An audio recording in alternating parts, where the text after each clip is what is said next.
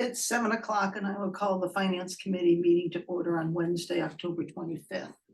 In the room, we have Dean Hodges, Andy Olderman, Lauren Creighton, Tom Parkins, Mike Pratt, Town Administrator Greg Fetishfield, and myself, Sarah Melish, the chair. I believe Peter Twining is coming.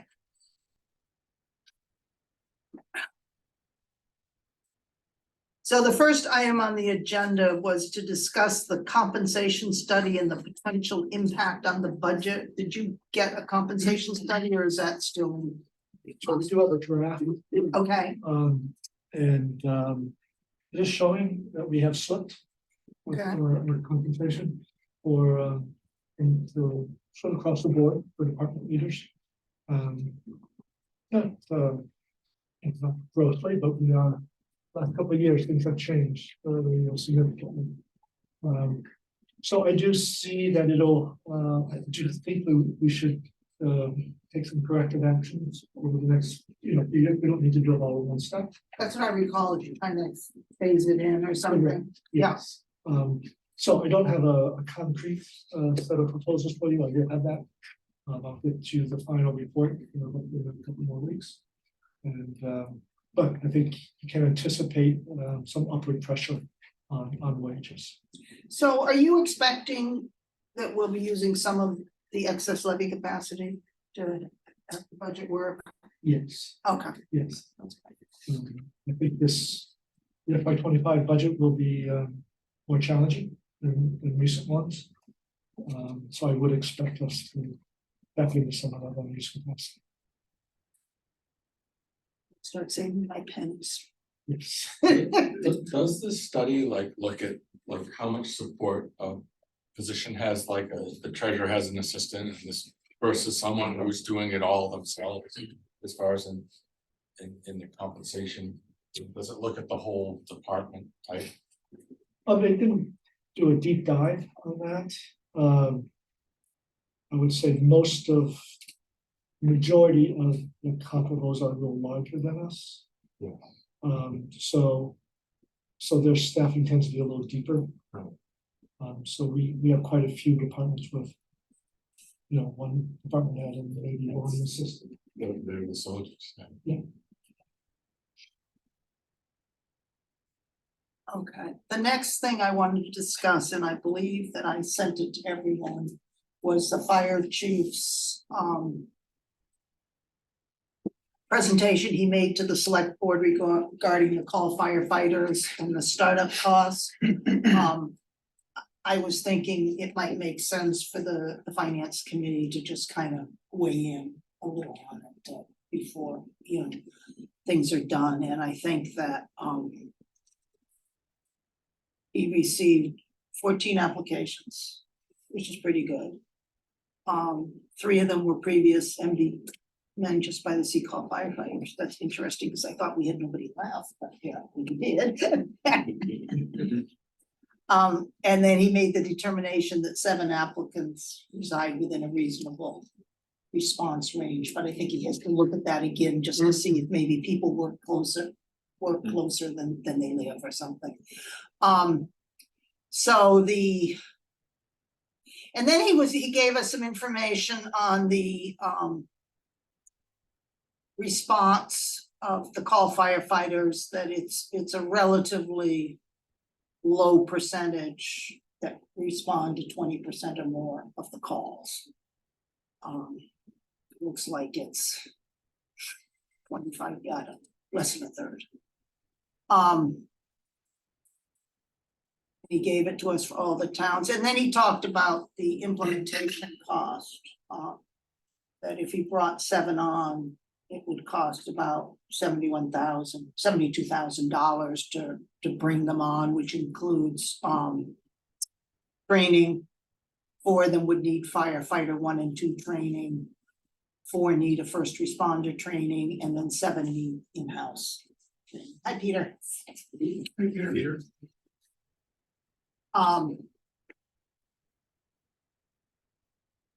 And then he kind of said, well, the other option is, instead of reinstating a call firefighter department, is to hire an assistant.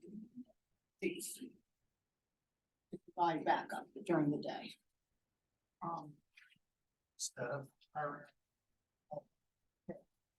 But the challenge with that is the all firefighter startup cost is 72,000, that's a one time, and then your annual expense is relatively low. I mean, I suppose they need in-house training every year, which is $6,700. Whereas if you hire an assistant chief, that's gonna be more like what, Greg, on an annual basis. Yeah, that's in the 120 plus Yeah. range. I don't get it. I don't get it either from the money side and I don't get it from the logistical side. Right, I agree. Did he 7 bodies versus 1? Even if you factor in a certain percentage, I get it, they're not gonna do 100% response, but still 7 bodies versus 1. And then the dollars is not even debatable. Like Right. I said, it's some one time upfront, but then on an ongoing. I mean, we certainly have been pushing to reinstate the call firefighter department. And it seems to me that if he has 7 viable applicants or 10 viable applicants, to bring them on, bite the bullet for the startup cost, because you don't know what the response rate's gonna be, and why not, you know, do it, go in full bore, and see what happens. Well, was there a certain point to the idea of the deputy chief or? Well, what I was gonna say is there's 2 points I think we should think about too. One is, can we force the call firefighters into doing a better job response? Is a kind of a prerequisite sort of thing. And then the other, on this other side of that, on the expense side, there's gonna be turnover. So every time you get turnover, there's additional onboard. So that's something that's, Is there anything such as a contract or any kind of commitment that they would ever make to the town, given the investment the town is making in them? Or is that just totally out of the question of having such an I mean, arrangement? yes, you can try, it's very difficult to enforce, Got it. so. Yeah, I almost think if you go the other way, like I understand he started with 14 and then this and that, but to me, it's like you would want as big a pool as possible, Right. because the point is, you don't know how many are gonna respond, right? So if you had, you know, one, I don't know, you know, I mean, yes, there's one-time upfront costs, but those are kind of small in the grand scheme of things. but I think, did he make a pretty good effort of getting that pool?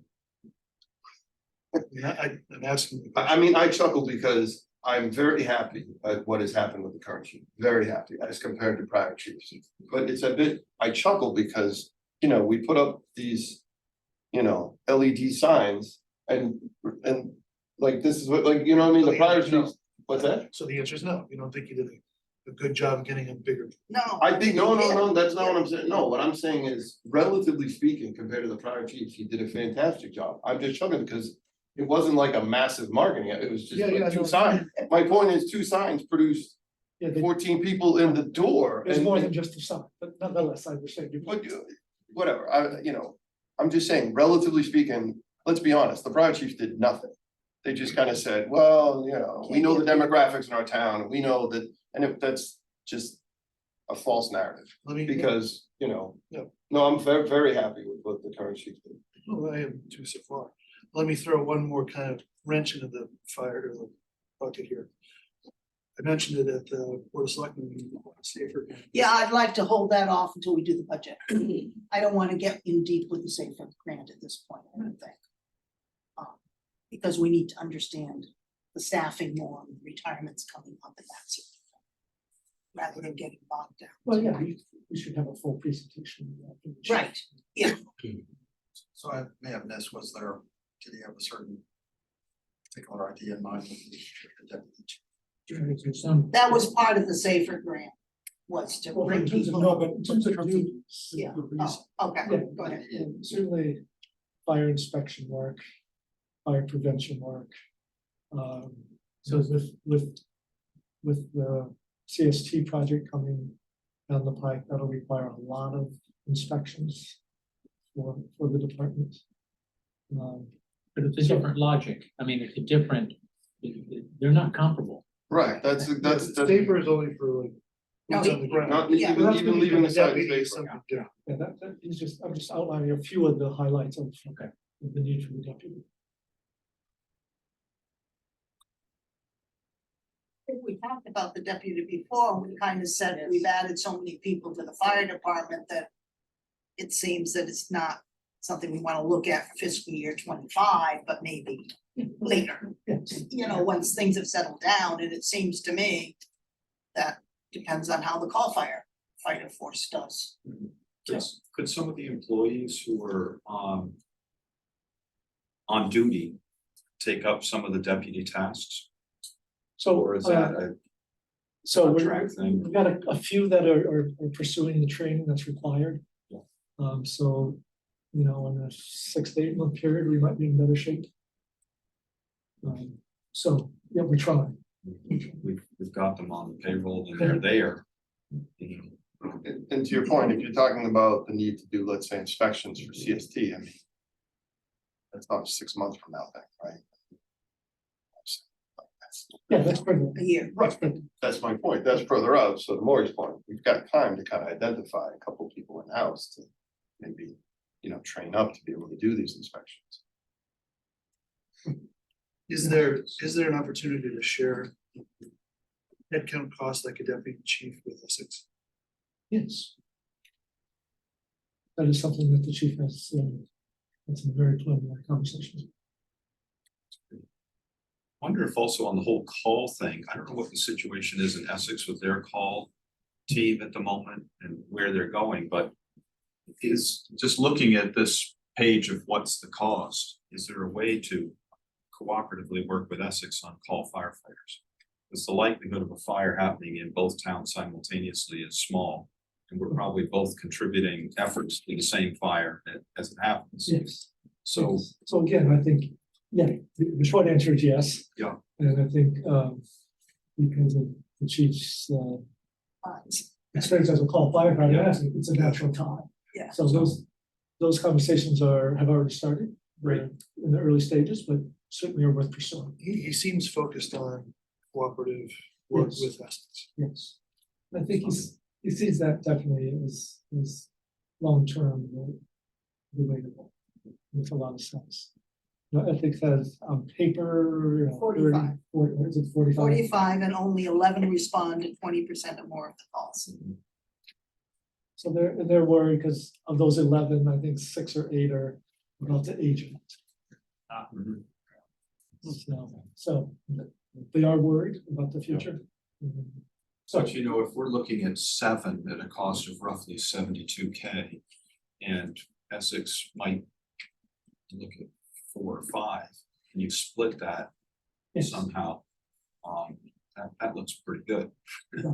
Bigger pool, less cost. But even that Cooperative. 70, that's either all or mostly one time upfront, right? Right. I just think that's, It's about 10 grand per person, depending on what their experience is. But the costs here also don't include the unpaid salaries. There's not salaries, really, there's For call stipends. Well, they get- stipends. they get paid by the hour for the calls. So it's a little bit of a misnomer to call them a volunteer. one of the many reasons that I'm very much in support of whatever needs to be done to add is because if you look further down the road and you think about potentially, you know, a regional situation, which I think just theoretically, if we were 100% full-time and Essex was 100% volunteer and you try to merge those, I don't think it works. Whereas if we're part full-time, part all volunteer and they're 100, to me, it just seems like, you know, it would make for a merge or whatever. So one other question is, if you want to become a full-time, fully fledged firefighter, how far would this call firefighter program get you toward that goal? And where I'm going is, if you need 100% to become fully qualified so you can go off and work in Methuen or get trained here and go somewhere else, how much of this call work moves you in that direction but falls short? And I don't know if you have an answer to that, but I don't have a precise answer. I mean, it certainly advances you, it gets you closer. Yeah. You still have to take, so the training is specifically call training. okay, And it's different from the full-time career. So that's good. I mean, it's But if you have the call ball, then you don't have as many hours, I believe. right. Have to double check with the Yeah. chief. But, So I assume more your concerns, obviously, that We train them. I'm actually- train them and then they become. I'm actually not concerned, I'm relieved, because if the chief is looking at people who are geographically close enough to participate in fires. That keeps them in the neighborhood, so to speak, and if the training gets them qualified for that, that's good. If this training brought them 90% of the way toward being able to go be full-time somewhere else. We'd be paying for a lot of training, Yeah. and there'd be no impetus to be around here. Before you got the answer, you were concerned. Ray, are there any hurdles with being a call firefighter in two towns? Any insurance or other hurdles to? I mean, depends on what call you go on is who's gonna be covered covered. in that call? I don't think we wanna do anything to limit the amount of. Potential, I mean, obviously, if the chief determines someone shouldn't because of. But it shouldn't be a financial, So do I have a motion that we support initiating the call firefighter unit with as many call firefighters as he can find that he feels are absolutely. qualified? Second, I'll make that or seconds. Okay, and I would say keep marketing too. Yeah, absolutely, right, I mean, if we look at Essex, whatever those numbers are, you said it's 45 total, but really only 11. 11, to me, that's just. We just want or need a bigger pool. Again, I'm not trying to diminish what I'm very, very happy what he did, I just chuckle because, and maybe there were other things behind the scenes too that I wasn't aware, but. I'm just saying, compared to what the private chiefs did, I'm very, very happy with. What the current chief Wanna did. shake the bushes for it. So any more discussion on this? Vote?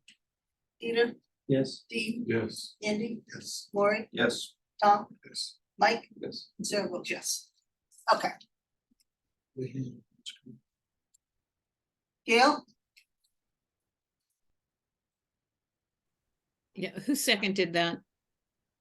I did. Maury did, Thank you. Mike made the motion, Yep, I had Mike. I didn't have the second. Thanks. I did. Thanks. Okay. Next item on the agenda is to review and approve the financial warrant article. And so now what did I do with the one that was, oh, here it is. Can you put up the bottom right, so the top left. I'll go for that, and Greg, as we do this, I hope you'll explain to me what's going on with those petitions in terms of, I know your email said that they're just questions as we go through them about whether they're valid or whether they're something. Yeah, I can go through, why don't I just go through one by one? If that's- That'd be great, yep. So Article 1 is to change the annual town meeting. Instead of the first Monday in April to the fourth Monday in April. The earlier version had the third, incorrectly had the third Monday. That's Patriots Day, so we don't want to conflict with that. Yeah, that's what I thought it was. So we would take no position on this? Well, it impacts, it's a benefit to our process. Yeah, It's recommended due to. I know, but Oh. to connect it to being a financial thing, you gotta connect a lot of dots, I hear but yes, it is nice. No position. right? Yeah, no, I think that's. Part of it was the time to resolve the budget on the school. this is one time, this reasons. It's the primary. so we're taking no position. This is prevent anyone from speaking, so come. Right, exactly. I mean, what's the counter argument here? That we recommend because it gives us more time. No, Not keep it. yeah, like, Don't worry, literally no rent like this. Yeah, I don't think so. Yeah, there will be people who Really? Oh, no question in my mind. Well, there are certain things that have to happen between the meeting and then implementing everything by the new fiscal year in June, so. that But I window- feel like if anybody was gonna complain, it'd be Andrea and Craig, like think- not townspeople. Well, I think that's what you could say, the technology has shortened the need. for this window. Well, because things, And it impacts the election cycle. there were things. Oh, Article 2 is a request for supplemental budget of $30,000 to enhance the security of our computer network. So this really stems from Middleton that occurred not too long ago, exposed was instructive, let's say. Yeah. And there's some things that we should do to increase our security. Is this done in coordination? I know we're part of a Well, group. this is in coordination with the Danvers IP Collaborative that we're part of, and also working closely with our IT vendor, for. So is it just our share of the Danvers effort or? So this is really, it's very specific to our network as it relates to. them. Got it. So, What is it, just, again, 30,000 foot, what is it paying for like some new service provider that? no, provides- it's adding some stronger encryption on all devices. It would also fund basically a hacking test, a penetration test. Oh, To see how robust we are, and if it exposes any holes, then we plug those holes. a one-time test. or- Is it one time or? Yeah, it is, they're expensive. These are very expensive tests, actually. So it would be a one time, but we can do it periodically in future years, of course. But there are other testing that more vendors than our vendor do on their own all the time, but this is a more robust penetration test. And Middleton's got compromised, I gather. I'm not aware of the. Yeah, I was gonna ask, what Middleton got caught. what happened? Don't know the details, they got through, I think it was through the library consortium. That was the vulnerability. Our library also belongs to a consortium, and so. But I guess I'm just trying to, what's the risk on the town side that they take money out of a town bank account or? Yes, Ransomware, they shut down. can't process our tax real estate taxes. Yeah, And is the vendor is qualified? That's a good track record. Yes. So they're very good, I'm very pleased with the work that they're doing. They beefed up our system substantially, but there's more to do. Do they provide training for employees? Yes. we do. Yeah, and we also are part of a statewide initiative to train employees. I think this is our third year, I think that we're participating in this, and so people do training, and they also they do fishing expedition, fishing trials to try to trip people up. And, so if you fall for my it, company all the time. you get a little lesson. So we do robust IT investments every year. And I guess there's a need for this now because of the emergency at Middleton. But would we expect to see a reduction in the normal budget for the ensuing year because we're doing this now? I don't think so. It's an area that is going to continually increase in cost. Yeah. It's just an area that you need to constantly be working on and making sure you're staying up to date. There are some general parameters about, sort of percentage of budget that should be dedicated to IT, and we're significantly below that benchmark. Getting closer every year because we've been increasing our expenditures. What kind of percentage is that, Greg? I knew you were gonna say that. I don't recall. I don't know. Andrea might remember that number. She's on. Andrea, do you know? Yeah, I believe it's actually like I want to say that's 18%, but I'll double check and I'll let you guys know. It's gone up quite a bit. We were aiming at 10%, we were below that and it's increased again. Because Colby, the IT director in Danvers, reviews that on an annual basis to see like where our annual spend is at. As a collaborative and individually. Danvers doing the same thing, basically. Thank you, Andrew. Yes, everyone in the coalition is really working on these improvements. Do we have insurance, cyber insurance, We or do. some variant of it? We do, and every year they ratchet up the requirements.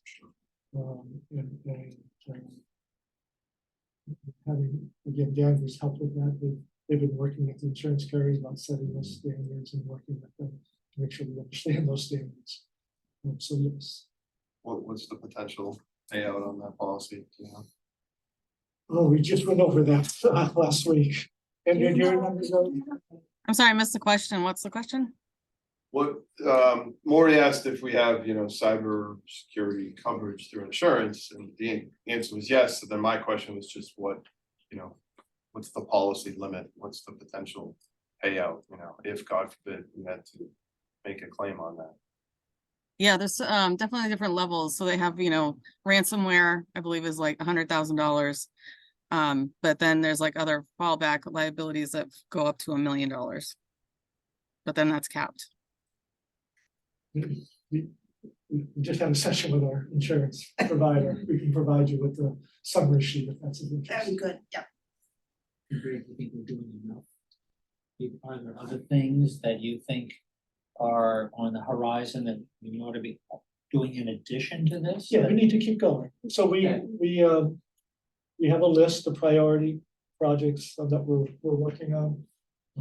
And with Danvers guidance and our vendor, we keep updating that and telling, okay, now you need to do this and this. So I do feel like we're getting good guidance. And as I say, it's an area that you just have to keep at. It's not an area where you check off and say we're done. So I have a motion to recommend Article 2. Andy moves, second, Peter seconds. Any more discussion? Take a vote. Peter, Yes. Dean, Yes. Andy, Yes. Lori, Yes. Tom, Yes. Mike, Yes. Sarah votes yes. Thank you. So Article 3 is again supplemental appropriation. This is for an operational audit or operational review of the school district. This was an item that emerged out of the five boards meeting. The two boards of the two select boards, the two finance committees in the school district.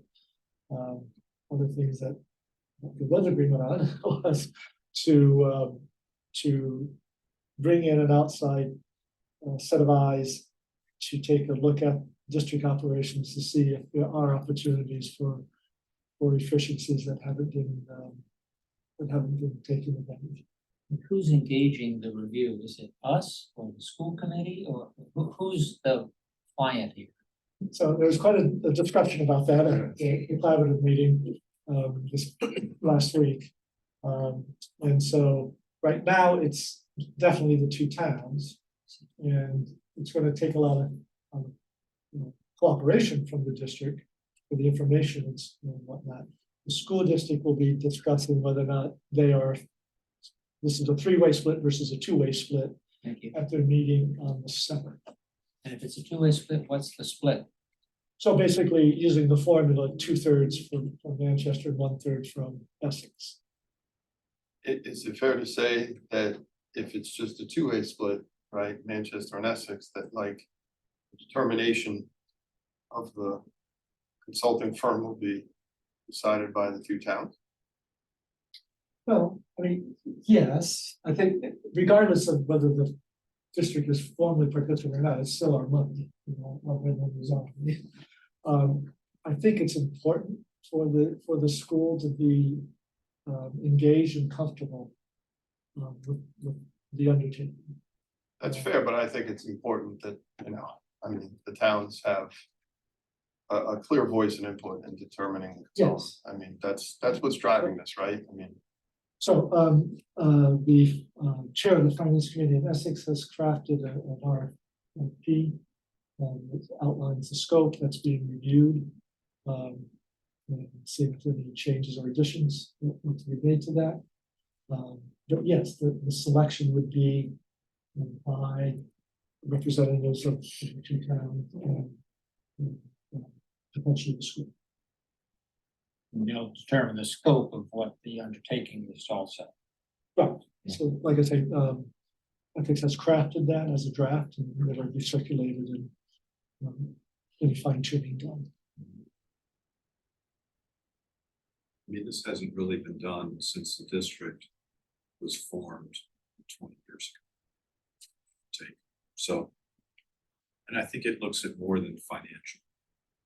I mean, it looks at a number of different things, so, which is beneficial for both towns and for the school. So yeah, it's- I might be being naively optimistic, but to me, like, I always believe in a fresh set of eyes. Fresh set of eyes always find stuff, like, which is, I've seen that in my, private corporate, like, and maybe they'll just find a couple things, maybe they'll find a lot, I don't know, but, yeah, I'm supportive. So do I have a motion to recommend Article 3? Yes. Peter recommends, Maureen seconds. Any more discussion? Take a vote. Peter, Yes. Dean, Yes. Indy, Yes. Maureen, Yes. Tom, Yes. Mike, Yes, and Sarah votes yes.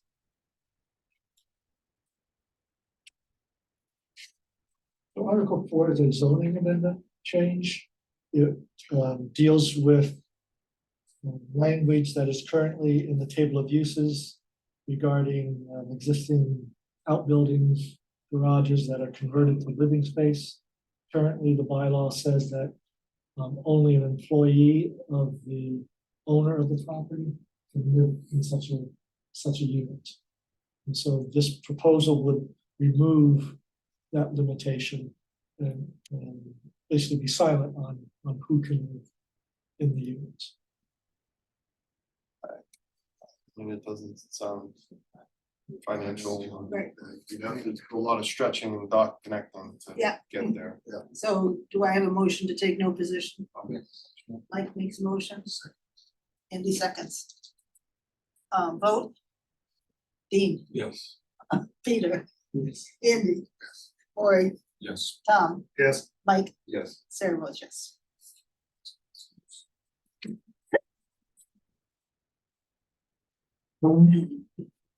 So Article 5 is one of these nuisance articles. Because we have some unpaid bills of prior fiscal years, the 9/10 vote of the electorate to authorize payment of the prior fiscal year. You say 9/10. 9/10. And it's for parking tickets, or is it somebody, a salary? Yeah, what is it? for? Yeah, it's basically refunds, so So refunds. abated parking tickets. That was the whole thing about where the stickers located.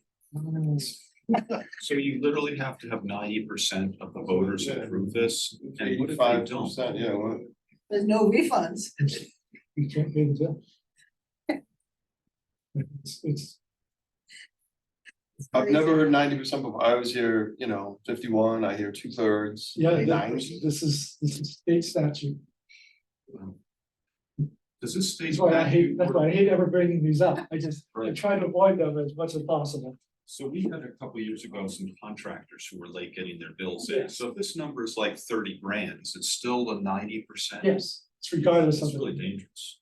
it's just, Yeah, like, that's a great point. Like in this example, no offense to the people who are looking for the rebates, but like I could care less, right, whether this passes or not. But to your point, if it's contractors that did work and it just, they didn't get the bill in, like, that's kind of a bigger deal. Like that would open you to like legal, it's like getting it's sued. But problematic. it's state statute, there's nothing to do with it. Yeah, that's why we really try hard not to have unpaid bills and we try to get everything locked away by the second week of July. This is just a pain. Well, I mean, I think from our perspective, this is kind of a no-brainer. I'll make a motion. You'll make a motion to recommend, Yes. Second. Maury seconds, take a vote. Peter, Yes. Dean, Yes. Andy, Maury, Yes. Tom, Yes, Mike, Yes. and Sarah votes yes. So Article 6 is seeking to take some unspent monies from the ladder truck appropriation. So we appropriated 1.5 million for the purchase of a new ladder truck. Contract for a new truck at 1.4. And so this is seeking to take 64,000 of that 100,000 and use it to purchase a new sport utility vehicle that would become the non-transport paramedic response vehicle instead of using the engine for that purpose. So you might recall that we had long discussions about a second ambulance and the compromise position, if you will, was to have a non-transport vehicle and outfit the engine to serve as that purpose. So the engine is obviously a large vehicle. It's carrying a lot of water. It's a heavy vehicle. And the feeling is that it would be much more advantageous to have this smaller vehicle, an SUV that was outfitted where two folks could hop in and go to, for example, Essex, and then use their ambulance to do the transport, but they're not paramedics. So we could actually increase our call service and also revenue. So providing more paramedic services. So super high level, this gets back to like that, like you said, compromise, middle road, instead of having two effectively brand new vehicles, right? It's like one good ambulance plus this. Right, now, full disclosure, the chief feels long-term that the town should have two ambulances, two full ambulances. But we're running just one at this time, is that correct? We have just one. And engine one has been outfitted as a second paramedic, but the problem is if that goes out of town, we have no pumper in town for a fire. And without a ladder truck, we have no water in town. So I was particularly concerned about this interim. My concern is if we beef up our resources so much that it's much better than the surrounding towns, that we're called for a lot of mutual aid, and I would be concerned that if we're on a call, one call, that we would send the non-transport one to another town rather than keep it in town for a second. Or second, imagine. Yeah. I would wanna make sure that that happens because I just, it seems to me that we're doing a lot of mutual aid calls, and if Essex doesn't have paramedics, and, certainly the prior chief said that private services leave something bizarre, I don't know if that's still true. Well, they're struggling with staffing. Yeah, but I just don't wanna beef up so much that we're. Oh, to your point, I mean, I remember it, right? The stats, I wanna say it's like a 4-to-1 ratio. In the medical side, where we. We're providing mutual aid to another town. Right. Now, the offset is, God forbid, if we had a fire, then it goes the other way, but on a pure volume numbers, obviously, there's many more medical calls, right? Thankfully, than fires, so pure number wise, we're actually giving more than back, getting. But is this temporary? Because aren't we looking at ordering a replacement ambulance within the next couple of years? And will this one now be? So you'll see that in the capital. See, that's where I was gonna, I don't wanna jump ahead to the cap thing, but I saw a new ambulance. Yes, you do. Like next year. It'll take 2 years to get here, but Right. So that's, funding is over the next 2 years. Proposed cap. so is that to replace the new? So the current ambulance, by the time we get a new one in, will be 7 or 8 years old. And that's the recommend, well, they're recommending go 5. We think our volume is not as high as is typical. I mean, the city So ambulance is, that would be when we would talk about using the retired ambulance as a second. So from a, So So then the sport utility vehicle is. Well, Well, I was just gonna ask, it must be dual, the command vehicle or something. no, absolutely, it's not, it's sole use. right, You know, again, down the road, the chief hopes to have that deputy position, and this would become the deputy car. So, So that's the other side. What is the, sorry, I was just gonna say, I think it would be very helpful to look at the multi-year capital plan for the fire department. All at once. I feel like we're kind of stabbing at things and there may be a sense of you'll see urgency, that but in the- okay. but really, I mean, what's the overall long term? yeah, I mean, to Maury's point, it like, I don't wanna take an opinion on this here without putting it in the context of every, like, right? Right, so. So the alternative is, there's no. Emergency for this, you can. Yeah. If your recommendation is to wait until the annual town meetings, I know we've gone through this budget cycle and. I mean, those dollars are still gonna be sitting there until they get. Either they So in go your, back to fund balance or they. in your opinion, are we at risk or are we in a bad position if we wait 6 months till the annual meeting and keep using the current truck for doing that? Is that a dangerous thing or not? So the problem is we don't have that. Ladder truck here yet. It's gonna be sooner than we feared. It'll probably arrive by July, by August, September timeframe. We had feared up to 2 years, but it's quicker than that.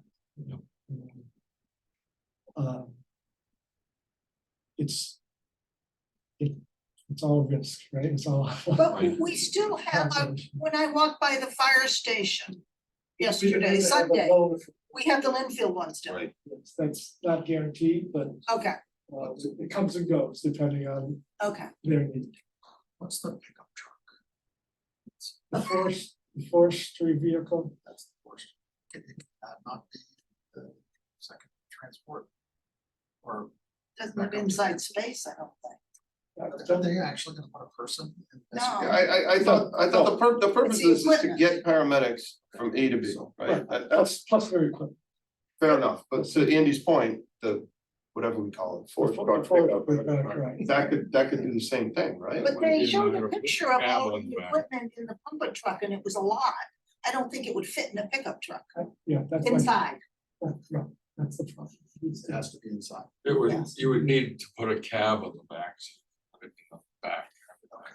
That would be the thing we should I do think we're that. talking two different vehicles. You guys are talking a pure pickup truck, like Yes. an F-150 or F-250. I'm thinking of that. I'm thinking of the. The one we sold? Squad car. I just saw it at the high school, like it was in the past week. It was like the small engine. Called the forestry truck. It's a pickup truck outfitted to help fight forest fires. It's a lot- Relatively newer, it looks certainly. Yes, it is. Yeah. It is. Yeah. No, we just. it's a- Recognize that. yeah. And that does or does not have space to store. First year. We does not have Fire that. department. Could you retrofit it? Fire We department. don't a lot of time. So what do we want to do on Article 6? Do we want to make a recommendation? Do you want to hold off and make the recommendation on town meeting 4? We might have more information before then. Yeah. So, yeah. I'd like to wait. Or do we want to suggest that it be put off until annual town meeting? Can't tell until I look at the capital. You know, I budget. wanna be supportive of the new chief. I would just Yeah. like to be able to hear first, you know, what the plan is. You know, I mean, I know we're seeing a piece of the plan right here. It's the author this. But I'd like to see it else. Yeah, I might have a different opinion even in 30 minutes from now. Okay. After we go through the. Let's hold off on Article 6 for now. So Article 7 is basically reallocating already appropriated funds. So this is for two purposes. With conservation agent, we have moved to a new model where we're sharing the position with Hamilton, with actual Hamilton employees, so we contract with Hamilton for the service. So instead of paying a salary, we need to be able to pay the contract fees, professional services. So this is taking 35,000 from the conservation commission salary budget, including into a new professional services line under their operating expenses. And similarly, because we haven't been able to hire a planner, we're able to get some interim services. We get it through a contract rather than paying salary. So it's asking to take $10,000 from the current planning department salary line and adding it to its professional services line. Seems clean enough. I see the word reallocate twice, and so it's truly reallocate, it's truly left pocket, right pocket, it's just shifting stuff around. That's right. Yes, correct. It's not incremental. Not any new dollars. So do you want to make a motion, Andy? I would make a motion to recommend. Or the second? I'll second. Michael second. Did the conservation committee, were they okay? with the recommendation? Yes. Yeah. Any more discussion? I have a quick question. Greg, did you get the amount for the health insurance related to the conservation as well? Did you say that? If I was under the impression we could just use the expenses from the health insurance to pay that portion of it. You didn't have to actually relocate it. Okay, yep, yeah, that's fine. Are you okay with that? Yeah, that's fine. Hmm. So it's coming from health insurance? There will be, Portion. so we'll also owe them benefits, not just salary. And health insurance is one of the bigger benefit pieces, so that would come from our health insurance line. Just like we would pay our vendor, we will pay Hamilton to pay the health insurance. And that's taken into account with the language we now adequately with the language we now have. It's separate. So I don't think it's necessary because we already treat health insurance as a vendor payment. Which is, it's just, there's no new dollars there, even if we're talking about Correct. the health insurance. Correct. Reality. So we ready to vote? Peter, Yes. Steve, Yes. Andy, Yes. Maureen, Yes. Tom, Yes. Mike, Yes. Sarah votes yes. Okay. 8. 8 is related to authorizing the select board to enter into a multi-year lease, the use of the community center building. So a new lease from Harbor Point Associates. And then to use the building for a variety of community needs, including which was subleasing it back to the Community Center Inc. And additional town.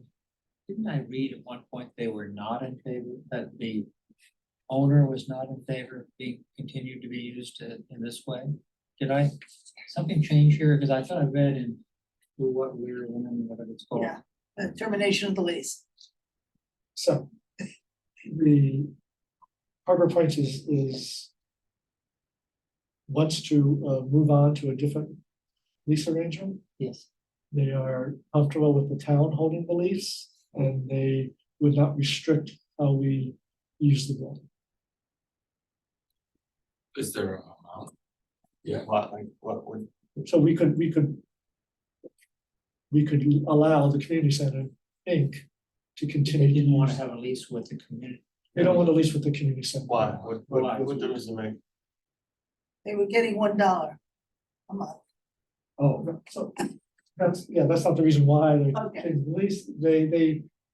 What they say is that they would like to see the building used more. I see. They feel like for obviously the gift of a no-cost lease, the nominal lease, Right. they would like to see that building more actively used. I see. And so if the town can bring some additional uses to the building, in addition to what the community center is doing, Community Center Inc. is doing, then they're agreeable to that. So their goal is to see the building used more, is what they have told us. And do we know what the lease is going to be? So it'd be a 10-year lease. Yeah. Renewable. A nominal cost of $1 a month type. Okay, $10,000 a month. okay. Yeah, that's because this says raise and appropriate transfer from available funds is very opaque and it's not specific on the money. Seems a little. Insurance. But we may not allocate any of that. Trying to get Yeah. a better sense of what the utility costs are. Mhm. And we could probably. My thinking at this point is that we can wait until April just to appropriate the utility dollars because. We will not be moving it very much between now and then. Because of some renovation work that needs to happen. And the community center can use it and pay for the utilities. If they need. Yeah, I mean, that all sounds good. I'm just, but the way this reads, it reads like it's like blank check open ended. So when you make the motion, you specify that. So either there'll be $0 or there'll be there could be like $15,000. Anticipate that. He doesn't have the number yet. Is that right?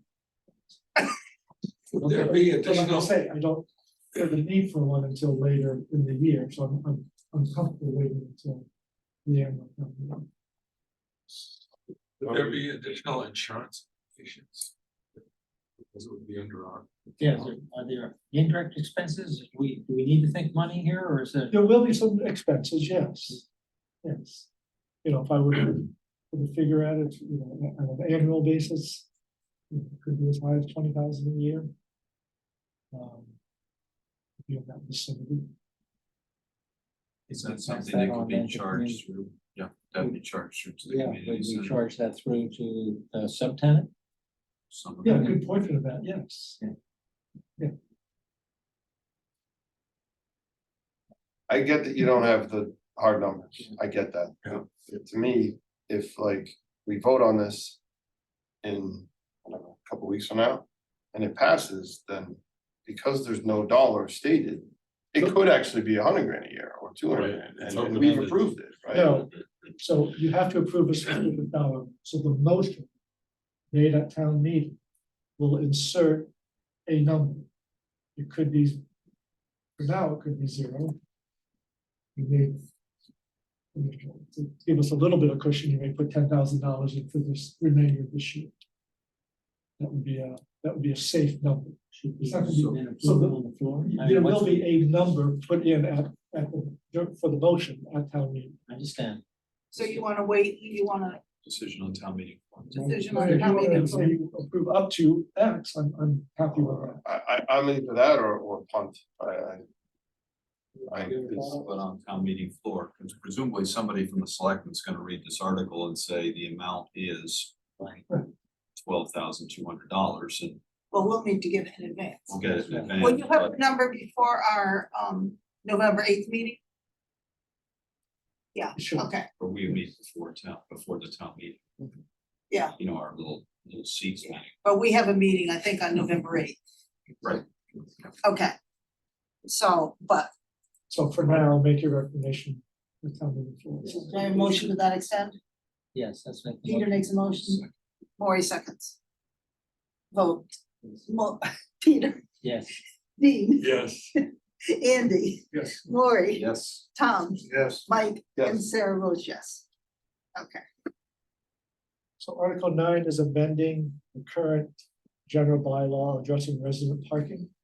So this is correcting the issue about the location of the tickers, so we remove specifying that location so that we can just set it on an annual basis if needed. It amends the process for obtaining stickers, which is spelled out in detail in the bylaw. And again, we'd like some flexibility in how that is administered.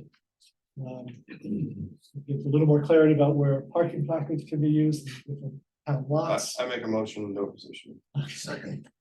Sorry. That's fine. The dogs on the beach right here. Mike makes a motion, It's a Andy big- seconds, take a vote, Peter, Yes. Dean, Yes. Andy, Yes. Maury, Yes. Tom, Yes. Mike, This is like a Sarah dog's votes on the yes. beach. No offense, Craig. Yeah. No, I don't think it is offense. I don't know if you want to wait into this next one, which is about adding a few parking spaces No, southeast no. of Tavern Street. No, I I make a have, motion, no position. okay, Mike makes a motion, no position, Andy seconds. Vote, Peter, Yes. Dean, Yes. Andy, Yes. Lori, No, yes, sorry. No position on none for yes. Tom, Yeah, Mike, Yes. and Sarah votes yes. I would like to comment that the crosswalk might work on the other side of the tracks where there is no parking now, so I don't know. Has anyone looked at putting the crosswalk there? The problem is you have to be, and I forget the A distance. certain distance from Yeah, the have to have a gates. certain distance from the gates. That's the problem. Okay, Article 11 is a petition article. This is to authorize the board to either purchase or take by eminent domain the community center and an easement to it. They don't, they did not put a dollar amount. And if eight passes, this should be moved on. I would recommend passing over Article 11 if 8 passes. And that's a decision that the voters have to make.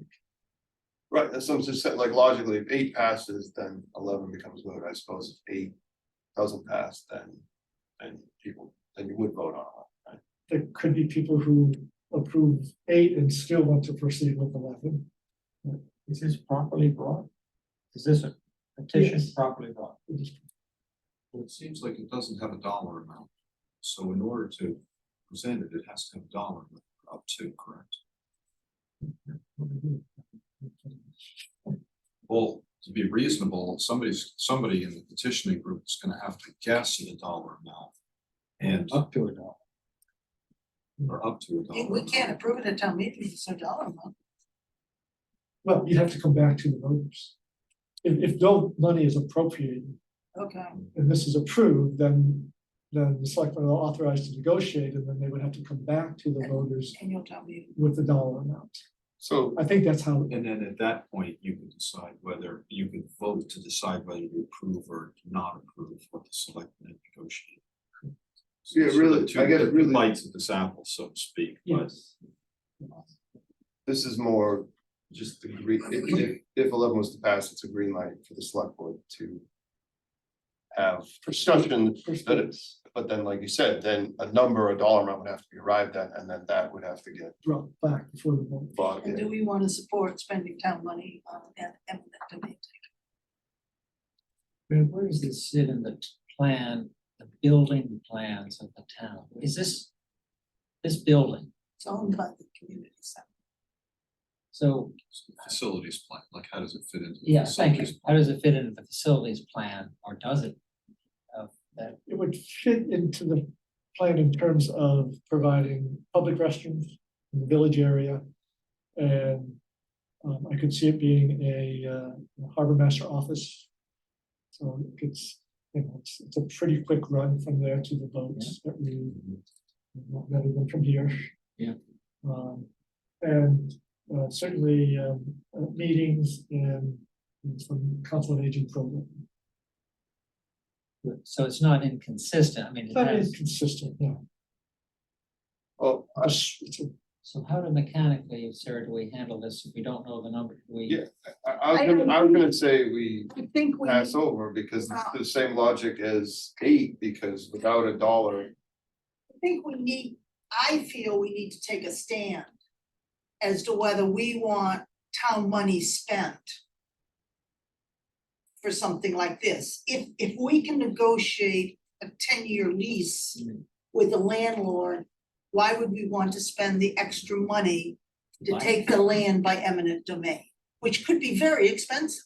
but that's the point, what if it could go either way? Like, in other words, if it was super cheap, then I'd be in favor of it. If it's not super cheap, then I'm not in favor of it, but without knowing the number.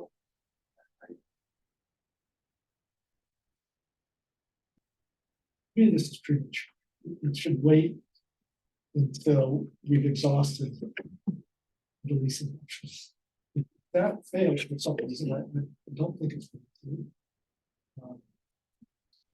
Then we can go to the voters and ask for permission.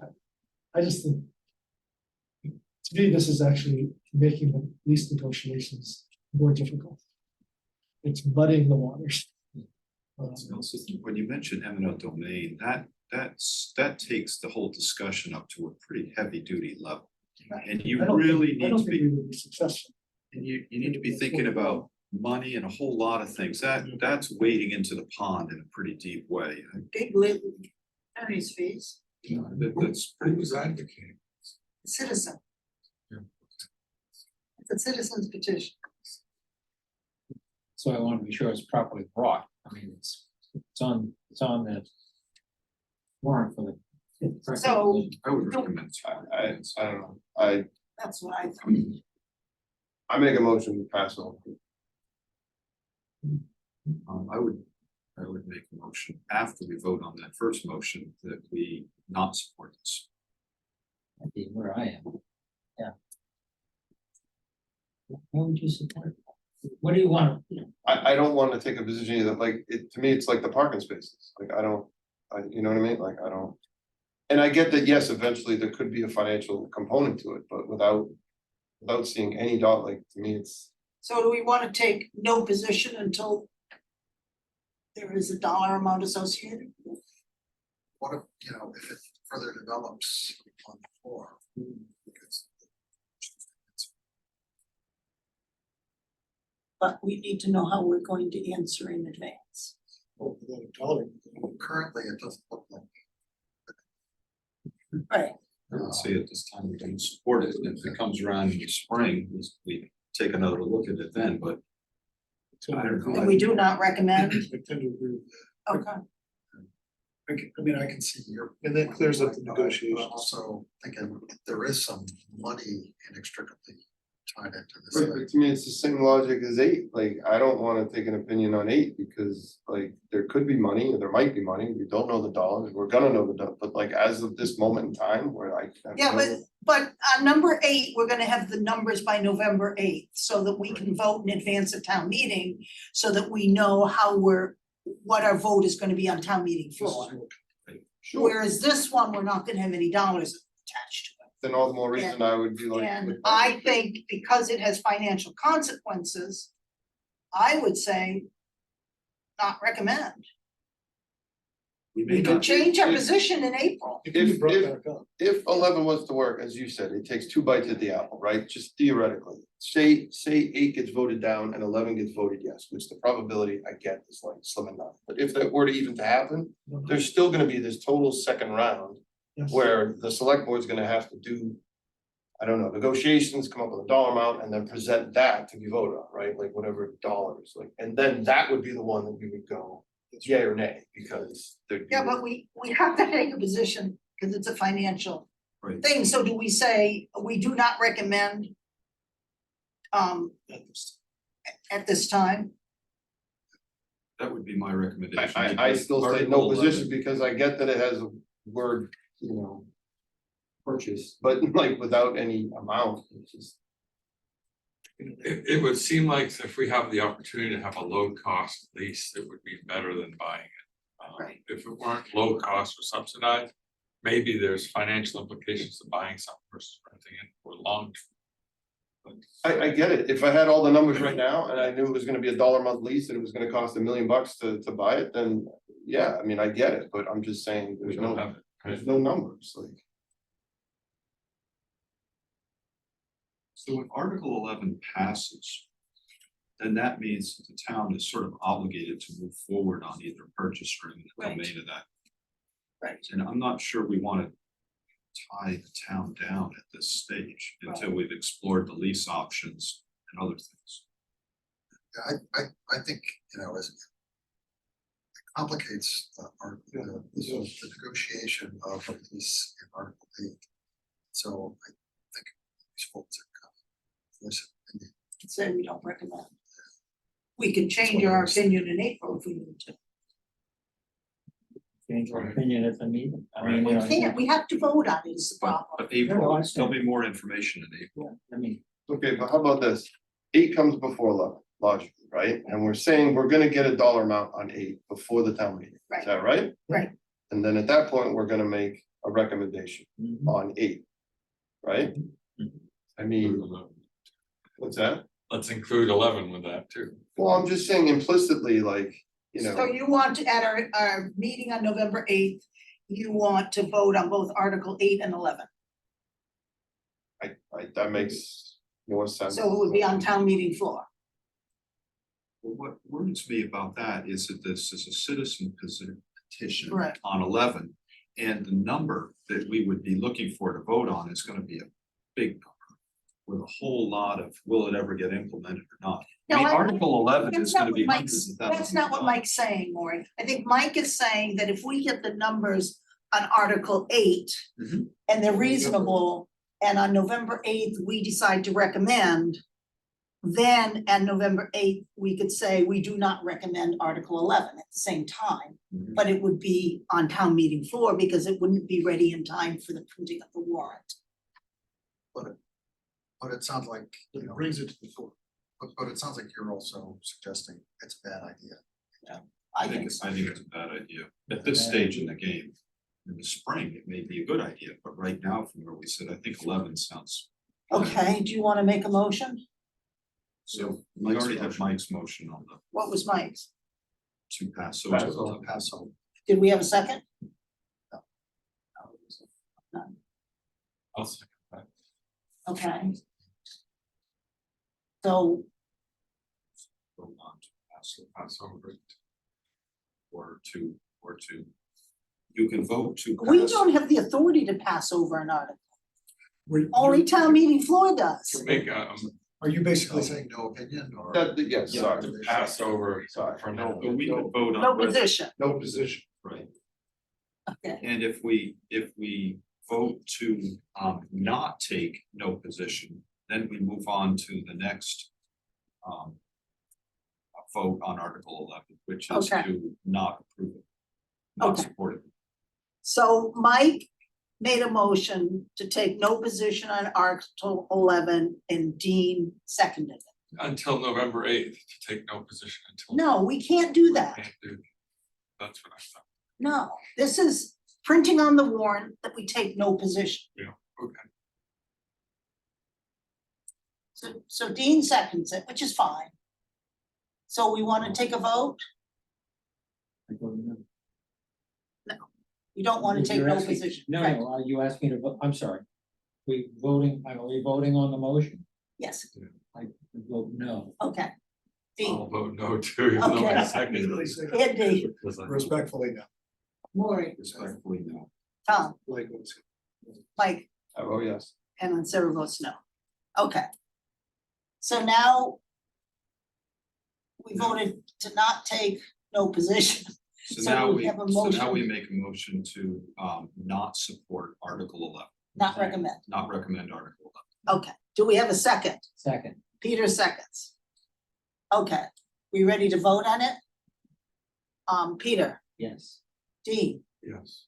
Andy, Yes. Maureen, Yes. Tom, Yes. Mike, No, Sarah votes yes. Okay. That was painful. Article 12, another petition article seeks to require all zoning amendments to be voted by ballot. In addition to town meeting votes. The town council will opine that this is not a legal. Bylaw. It will still be going before the voters. She doesn't feel that the Attorney General's office will approve such a bylaw. Because Do we need to take any the position? process for approving zoning amendments is prescribed by state law, so doesn't feel like a local bylaw can alter it. So do I have a motion to take no position? You do, Peter, do I have a I'll second? second, sure. Dean second, okay. yes. Dean, Yes. Peter, Yes. Andy. Yes. Maureen, Absolutely, yes. Tom, Yes. Mike, yes, Sarah votes yes. So Article 13, another petition article seeks to add the dictates of Article 97 of the state constitution to the deed of the lands that comprise Powder House Hill. Article 97 affords a higher level of protection And makes it more difficult to change the use of a piece of property.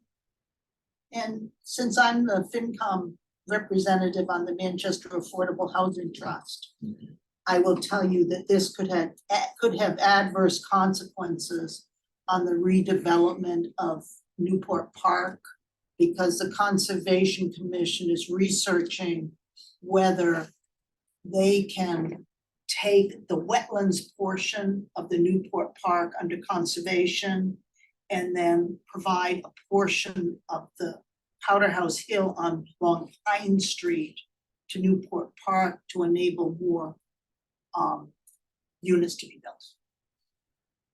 I'm sure there's a way to stretch and connect dots to make it financial, but No position. I think no position. So you take, okay, you make a motion to I take make no a position. motion. Do I have a second? I'll second. Andy seconds. Okay, a vote.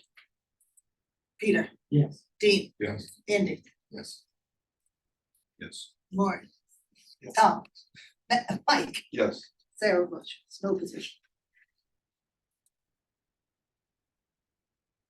Article 14,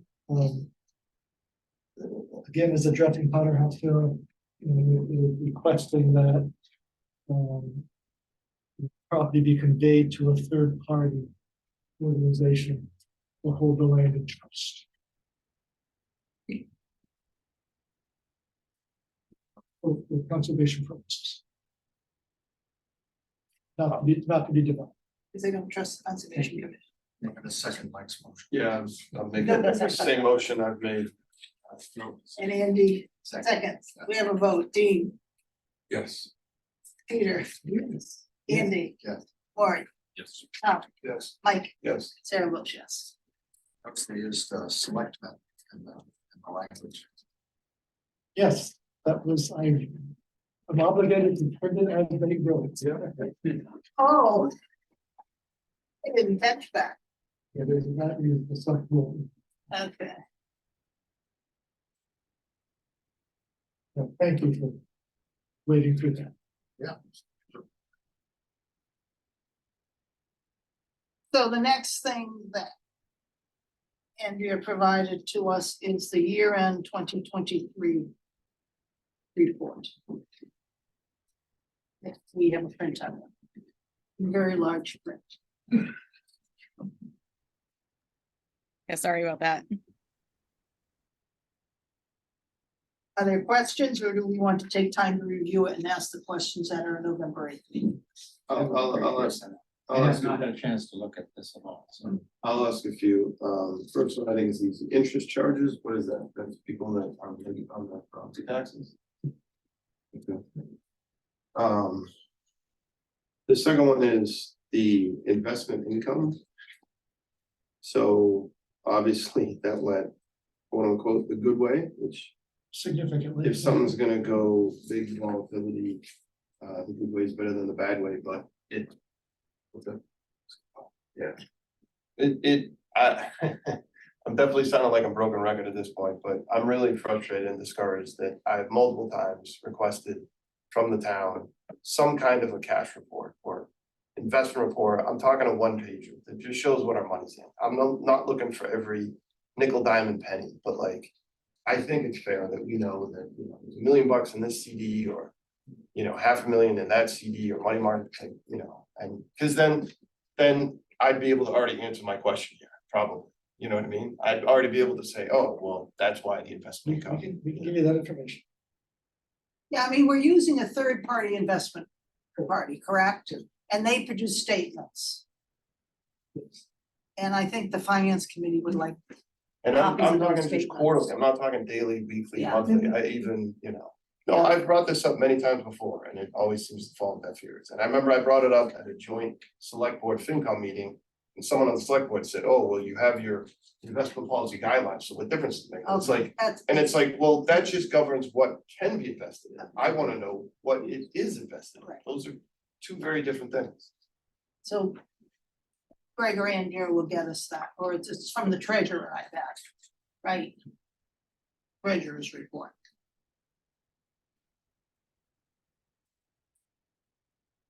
Would it be possible to get We need this? to budget a little more tightly. I mean, Yes, I'd be forward. You think? Yeah, like $1 million. Well, the year before, we only took in 18. Oh, no, I'm sorry, on the million, you're talking about the bottom The line. year before, we took in $500,000 more. I've got that file. Taking in $1 million more. I What are mean, you talking about? well, I was saying the actual versus the budget. If I understand correctly, Oh. we exceeded the budget happily by $1 million. Right, It leads me to Mike's. Yeah, that was an unusual year. We usually under budget purposely around the 500 mark. but part of it was the FEMA reimbursement, correct? That's part of it. Okay, Still think we need a budget. Okay. right, And it's, yeah, I don't remember, I know I got this file from Andrea that it shows a 5-year trailing, and I'll find it and resend it, but I wanna say the 5-year average was close to $1 million. I'm doing that off of memory, so don't quote me, but it was, you know, We'll always remember Mike. This is. Good thing. I okay, mean, just to throw it out there, I think I'm gonna subject myself to the pain of a Saturday, 2 Saturdays from now. There's a statewide meeting of finance committee people. And I'm gonna go just to make a ton of contacts, because I quite frankly refuse to believe that this is how most other towns, like, you know, come out like this. Maybe I'm wrong, and maybe that's what I'll learn. I don't know, but cherry sheets. What's that? Cherry sheets. No, just on overall estimates and forecasts. Local receipts. Yeah. okay, so I will distribute, I have an electronic copy of this, which I'll distribute, and we can circle back around on November 8th. Andrea is also going to get us, I think this, probably next week, the first quarter of fiscal year 24. Okay, she said that would be ready later this week, so I'm assuming she'll send it to me next week, and I'll forward that. Okay. Now we move to the capital budget. Do we want to start looking at fire, so we can circle back around to that warrant article? Does that make sense? Let's look at fire.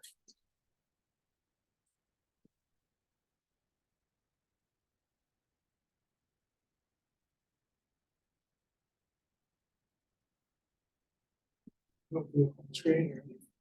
Right, Look on the screen. yeah, you can put it up on the screen, I'm gonna pull it up on think my it's real. screen.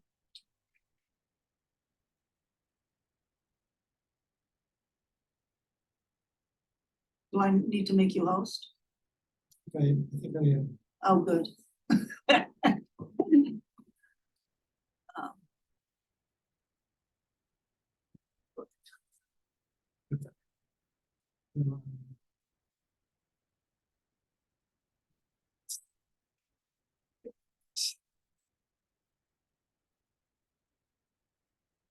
So the basic program that the chief would like to pursue for apparatus, in terms of what apparatus is in the fleet. So ladder, an engine. Eventually, we'd like to see 2 ambulances. A forestry car. This, the command car, chief car. Those are the vehicles. Potentially this second SUV for paramedic response and eventually a deputy car. So the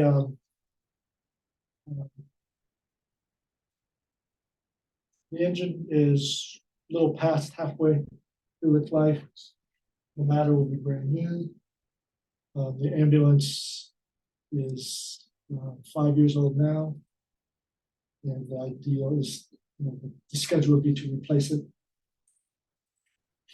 after 7 years, and then put it into reserve, and then have a new one for 7 years, and then it goes into reserve. So you get 14 years out of an ambulance, 7 years as a frontline vehicle. So obviously we basically drained the fire apparatus fund to purchase the ladder truck. And the next need, in the chief's eye, is for a new ambulance. So in 2 years' time. And so there's a 24 to 36 month lag on ambulance routes right now. And so his request was to put, and I'm looking at the fire line, the request was for the full 470,000 for that new ambulance in next year's budget. That's what it costs. Yes, okay. And what's the 235 in the subsequent year? So so what you see for every year, you see a requested column and a recommended column. So I'm recommending that we pay for that new ambulance over 2 years, in 25 and in 26. So that and I zeroed out his apparatus replacement fund in those 2 years. And so I'm showing 235 for FY 25 and another 235 in FY 26 to pay for the rig. So I'm hoping, I think we can get a contractor to agree to signing a contract and reserving a rig contingent on the second appropriation. Obviously, we don't need that money to actually take ownership of it. So they need money, they can't just go off a letter of intent. But you're hoping they'll take 50%. That's a down. Wait, time out, I wanna understand that, like, so. We're gonna buy a new ambulance. Let's say. Yeah. And we're gonna sign it, whatever, it's gonna take, I don't know, year and a half, 2 2 years. 2 years plus. Now, I don't know how much down payment they're gonna require. I can't imagine, it's not gonna be anywhere near 50%, right? They give you discounts if you put them a huge amount. And we paid, the latter one was a very large down payment, for substantial discounts. Okay, I guess I'd be interested to know those discounts before, because to me, I'd rather just. Defer as much as you can, I mean, I mean, unless you're gonna get a huge discount. Yeah, so I don't want to get into the weeds of the payment. Okay. We got a lot to cover. So, But it's basically putting 235 into the reserves for this year. And for down the road. It's what- right, so we have typically put between 200,000 and 300,000 every year into fire apparatus. So this capital plan basically continues that approach. And you'll see as we go in the years further out that yeah, one thing I would like to see on this that I've seen before, and we asked the chief to validate it, is that Chief Cleary had done spreadsheet or Yes, we have. something Yeah. that showed the year for each apparatus and how it, Correct. and I thought it was like 235 a year we needed to put aside. Okay, But yes, so we do have that, he's updated it. okay, And it follows, so this mimics what that plan represents. okay, okay, I altered it a bit, like I just said. Yeah. So I tried to make up for some lost time by upping it to 300. So, 250. So is this incremental? Is this a doubling or no? This is what we've always done. yeah, This is apparatus very- fund, This is very similar to what we've always done for fire. It's been 200, so you're saying 235. It's been between 200 and 300 Oh, every year. So this 235 is the same. 250. that we've done every, it's not incremental, It's not in addition to that. it's not in addition, okay. What is the FY 24 STM under the command vehicle? That's what we're doing, that's the town. So that was that, That's the warrant thing we're That's- talking, remember? that's the Number SUV, the five, second SUV article, Okay. yeah, the number 5. Number 5 or 6. Right. And Number Greg, 6. What is the apparatus six. replacement? What- that's the So fund, that's for future engines. the apparatus fund. Thank you, got it, the bond. Keep changing the terminology on us. Okay. Basically, for the ambulance. But I mean, instead of having the line on the ambulance purchase, it should just be in the apparatus fund. For consistency on the warrant. Yeah, Yes. yeah. Yes. So Greg, if we go out to total requested, which is about 2.38 million over 5 years, and we just divide that by 5. Are we basically looking at about $500,000 a year in fire capital? Broad, 30,000 foot view. Well, I reduced that, so my recommended, because I think. We're pretty confident that the breathing apparatus replacement gear will be funded by grants. You look at the 1.6. So his request was 2.1, and because I assumed the grant would be funding those pretty expensive items, I dropped it to 1.6. So 1.6 divided by 5. So you're a little over 300. And then breathing apparatus was budgeted for what, 250? 250 plus 70. So it's 320. And that'll all be covered by the grant? Yes, we certainly hope, he's pretty confident. That's what he's told me. No guarantees, but we're pretty confident. And he gave me This is the 99%. same thing we've been talking about for quite some time, the SCBA compressor and Correct. SCBA. In 5 years, what do you think will be the balance in the apparatus fund? Because you're putting aside between 200 and 300 every year. You're spending some of it on the way, so I assume you're expecting there to be. Right, so we're investing 900 and 470, 1.37 So is what's, going into the apparatus how fund. much is in there today? It's like over $1 million, right? Zero. No, we spent it. We spent it. Good for a ladder truck. We spent it on that. Okay. So yeah, we're starting over basically in that fund. So this We is, got a brand new ladder. yes. So it's It's a basically significant, that's the most expensive piece. starting with the pumper now. Probably That's why. No, you'll have a new ambulance and 900 in the kitty. 900. Well, That's it. New ambulance, new truck. Yeah. And 900 in the back. Yes. Two new vehicles and 900 in the back. And when does the pumper need replaced? That more than 5 years out? Yes. Okay, okay. That's 7 or 8 years. Okay. I think it's 12 or 13 years old. I mean, I'm not sure if this is where Peter was going, but like maybe in 2 years after we've paid for the ambulance, maybe we can turn that spigot down a little bit. You know, So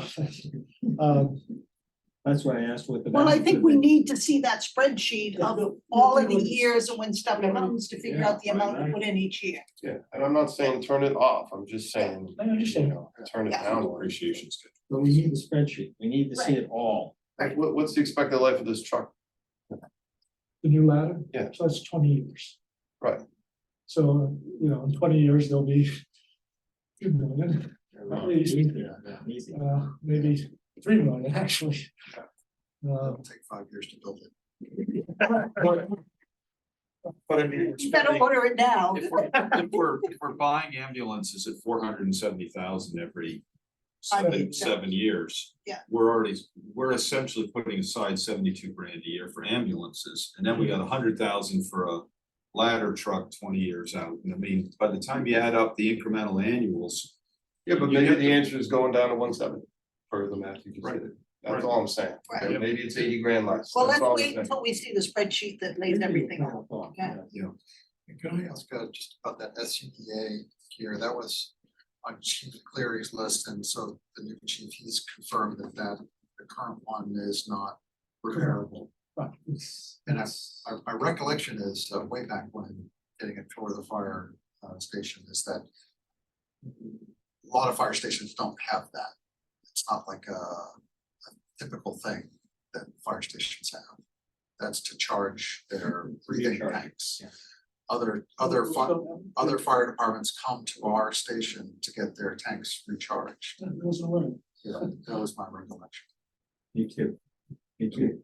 Or they go out to a commercial outfit. Right, because just to point out, I don't know how often the tanks need to get recharged, and therefore how important is it for Manchester. But if it's paid by a grant, It's not, yes, it is. Yeah. 70,000, No, look over the next column. No, so you gotta. Recommended grant. okay. So again, I'm showing what was requested, so that you see what the department has asked for. Georgia, that was to Georgia.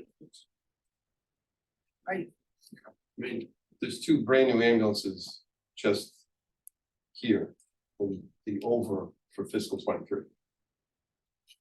Right? what? The 992 grand that we came in above forecast. Oh, like you're saying. Oh. That's two ambulances, Yeah, yeah. with a little left over. That's this. It's consistent. I'll send you the file. Okay.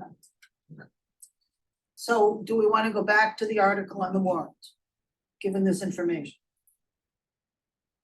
I think so. I still like the spreadsheet, but I.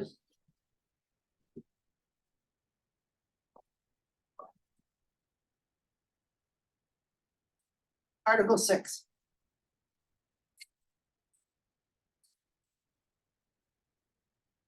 But I thought when we were reviewing this is that, We wait for the switch. I mean, if this spreadsheet is sufficient for us to understand the ethos of the in terms of how he sees, the fire station running. There's that. I still don't feel like I full understand. Okay, so we need the fire spreadsheet of all the apparatus. You don't see the apparatus spreadsheet. And if we outfit if we buy this new vehicle and outfit it for paramedic, what's gonna happen to it? When we buy a new ambulance and move the number 1 ambulance to number 2? How are we gonna reuse this? The answer was it was gonna be potentially deputy chief. I'm asking for them to give us the answer. Yes. Potentially for deputy chief that we have Authorized. authorized, Right. so. Yeah. Okay. So do I have a motion that Article 6 will make our recommendation on town meeting floor? Okay, Andy makes a motion. Do I have a second? Tom seconds. Okay, And sorry, So- we're doing that simply because by then, that's when we'll have this data. November 8th is too late to get it printed on the warrant. So that's why we would have to do it on town meeting 4, but we can take the vote on November 8th. And I'm just saying, we're gonna hope to get this, You have to fit the schedule. Yeah. Okay, got it. I'm in favor. If you're asking me, I'm in favor. Okay, so Peter, Yes. Dean, Yes. Andy, Yes. Maury, Yes. Tom, Yes. Mike, yes. Sarah votes yes. Okay, on town meeting. Okay.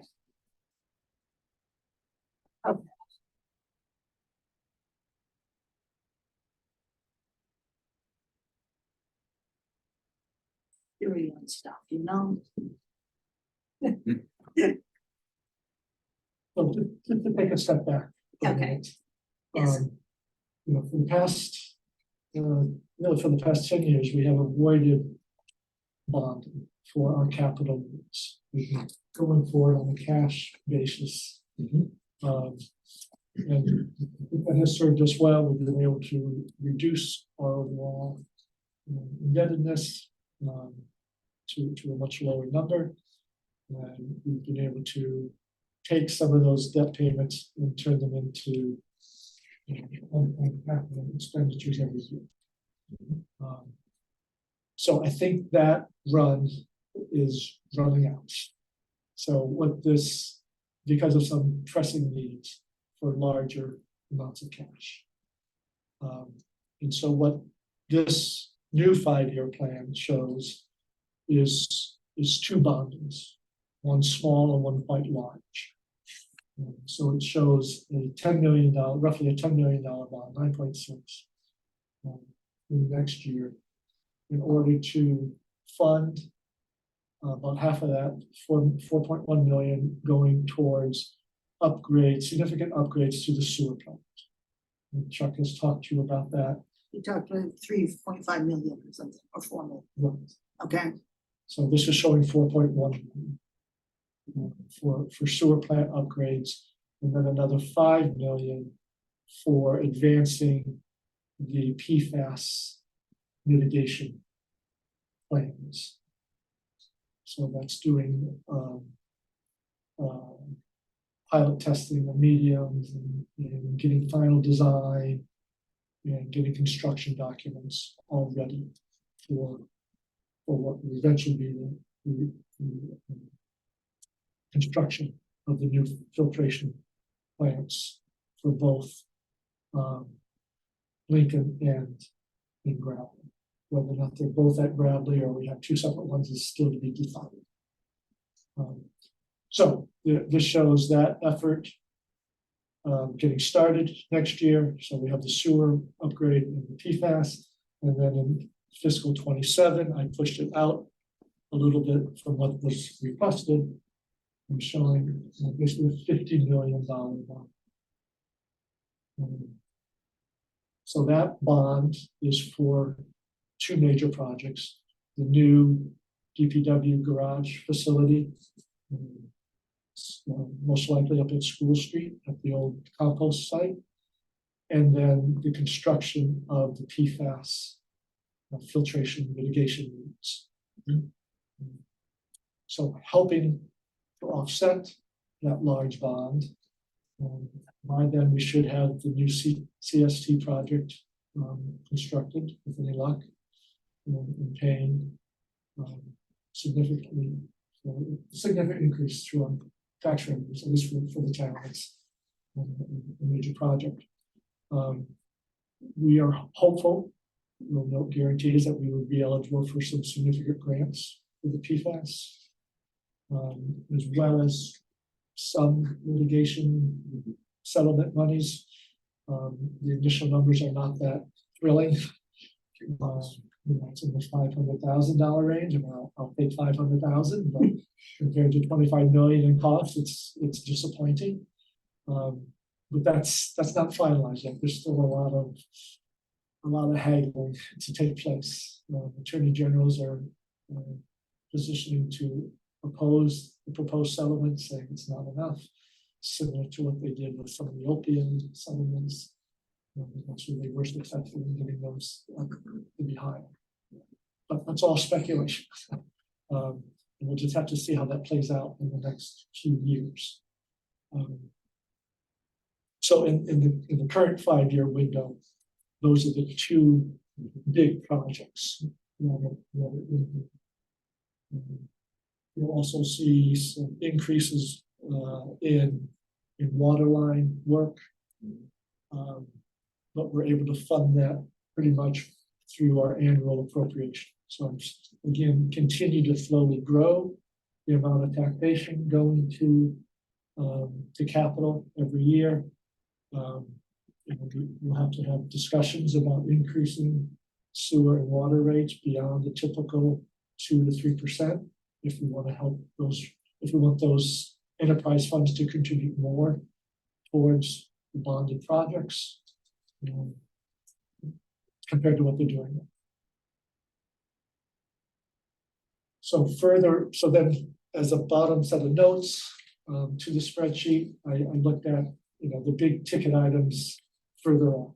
So those potentially include public safety building, if that is something that we decide is necessary. There's discussion about the library expansion. That's another project that I don't see happening in 5, but it's probably within 10. On the library side, there's state aid should come through, similar to the school construction aid. There's library construction aid. There's actually a new bill in the legislature for the public safety and DPW construction program. That certainly all cities and towns are saying, yes, please pass that bill. Hard to say at this point what kind of legs it has. But it's at least it's a bill that's been filed and it's making its way through hearings. And so we'll be watching that one as well.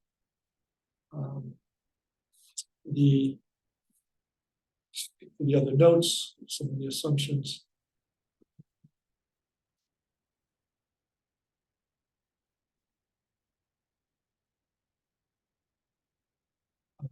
So I also have funds for the purchase of the Masons building in next year's fund. Close to an agreement. I'm assuming that the cost of the renovation and addition would be funded through private donations. Are we buying the whole building? We're buying. Tell me more about it. Where is that? I'm sorry, I don't see. It's a $750,000 figure for this year. Up the top, If you see on the Thank council on you, I aging. wasn't at the top, Yep. okay. I'm sorry. Be everything but So the in lot. essence, the building would become minimized, and we would have a proportional cost of the ongoing maintenance for the buildings, for the building. We would build an addition to the building to house offices. We would share. The current so-called blue room or ceremony room gets converted to a multi-purpose room, dining room. The current dining room expanded a bit to become the new ceremony room for the Masons. Would be their sole, in their sole area. And the rest of the building would be ours, and they would have once a month use of the kitchen and the. How does this fare with the rising tide issue? that's what I was thinking. How does that building, It's high. what? It's surprisingly. It's similar to the library. It's at the same elevation of the library, basically. The parking lot itself is not that low. You could raise that seawall like maybe 2 feet. If you look, when you're on the boat ramp, if you look at that marker with the feet, Yes. it shows that the parking lot's really not that low. And you could protect the whole parking lot by just increasing that seawall a little Didn't bit. that parking lot flood? I thought. Yes, it comes up the boat ramp Well, and over the Police seawall, station. it comes over the seawall. and over the seawall, Yeah. but it's Well, you not could- that you- low. You put 3 foot height on the seawall and you're protecting that Yeah, very well. Yeah. Um, and so the Mason is just that much higher. Yeah. I can't wrap my head around, if the Mason building is good, Yes, okay. Yeah.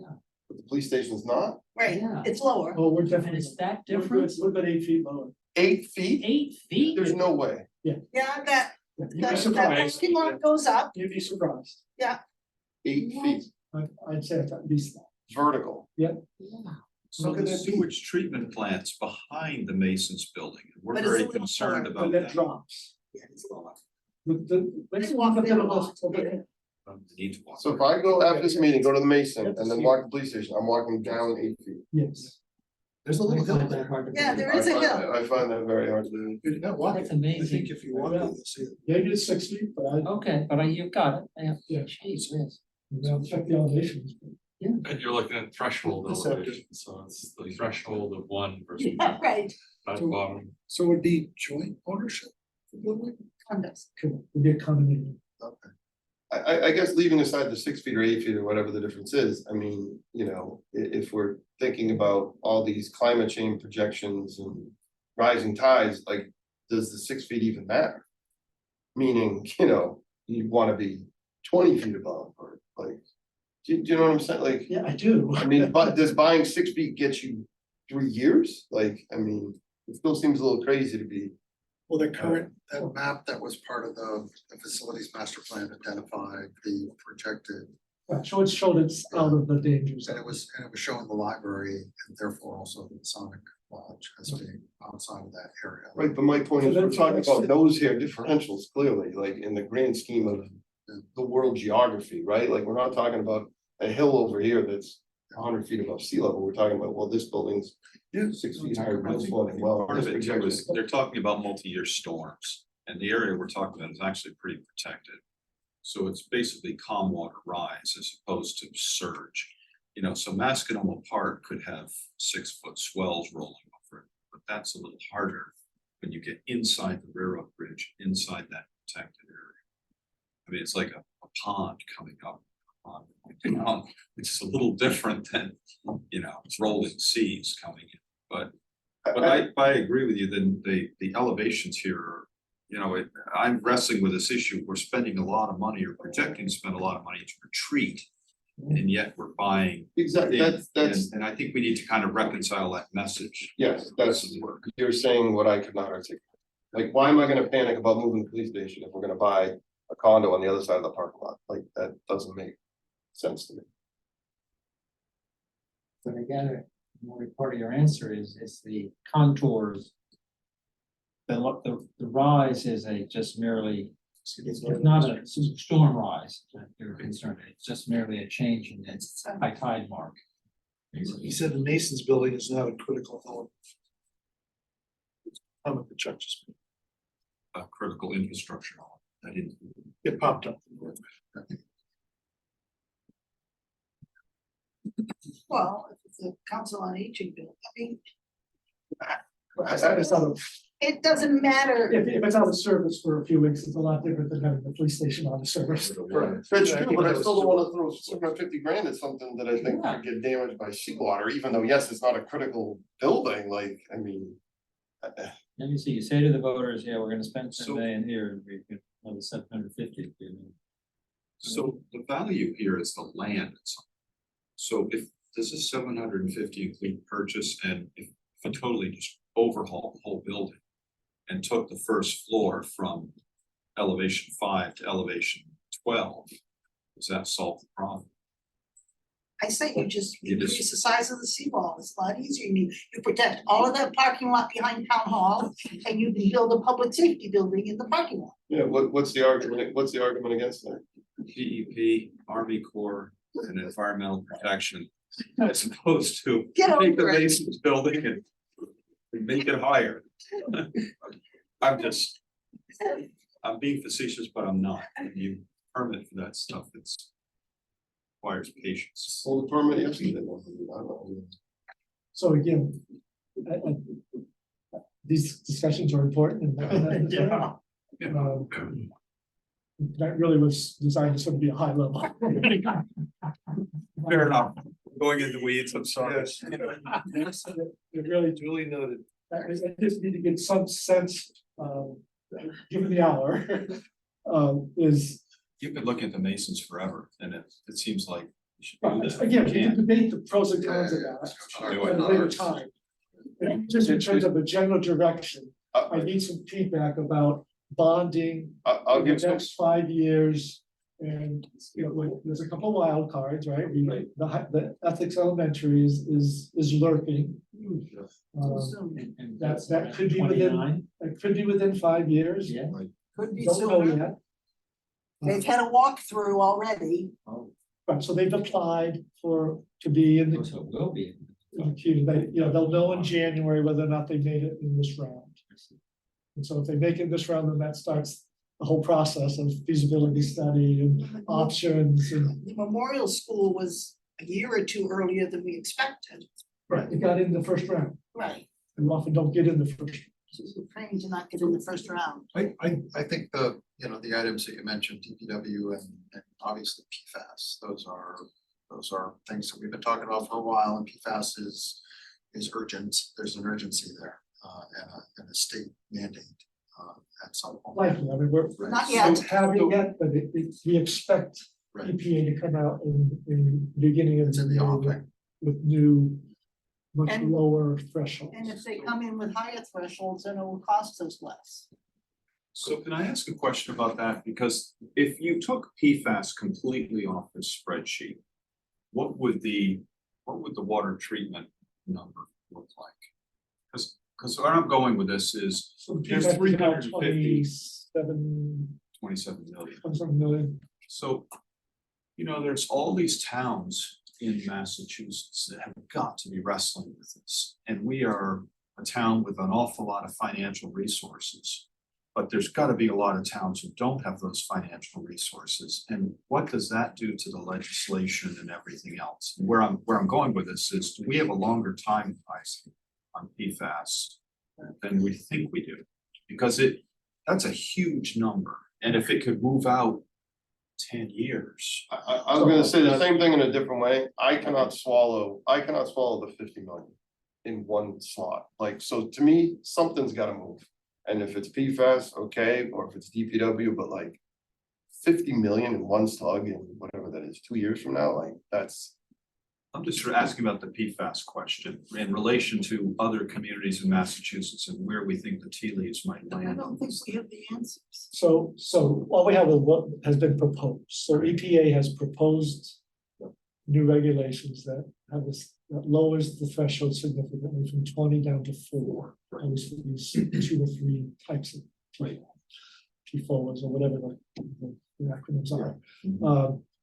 And they have suggested that you would have 3 years to comply once they finalize the regulations. So the regulations are going to be finalized next late winter, spring. We're guessing. I think Chuck is on the line here. He But can- this is coming in at 45 million for water plant improvement in PFAS. It's 22.5 and then 23. No, the 20, Yeah. 22.5 into 2026. There's a mistake. Or there's no. two it's in- PFAS plants. No, again, you're looking at the recommended. I was gonna say not that the important column, requested- the important column is the REC. the REC. So I Look at the REC column, don't, Oh, okay. his request was at 26. don't look at the REQ, look at the REC. Yeah, but you see Right. my thing, the header's not there. Is that fair? Look at REC, right? Yeah, yeah.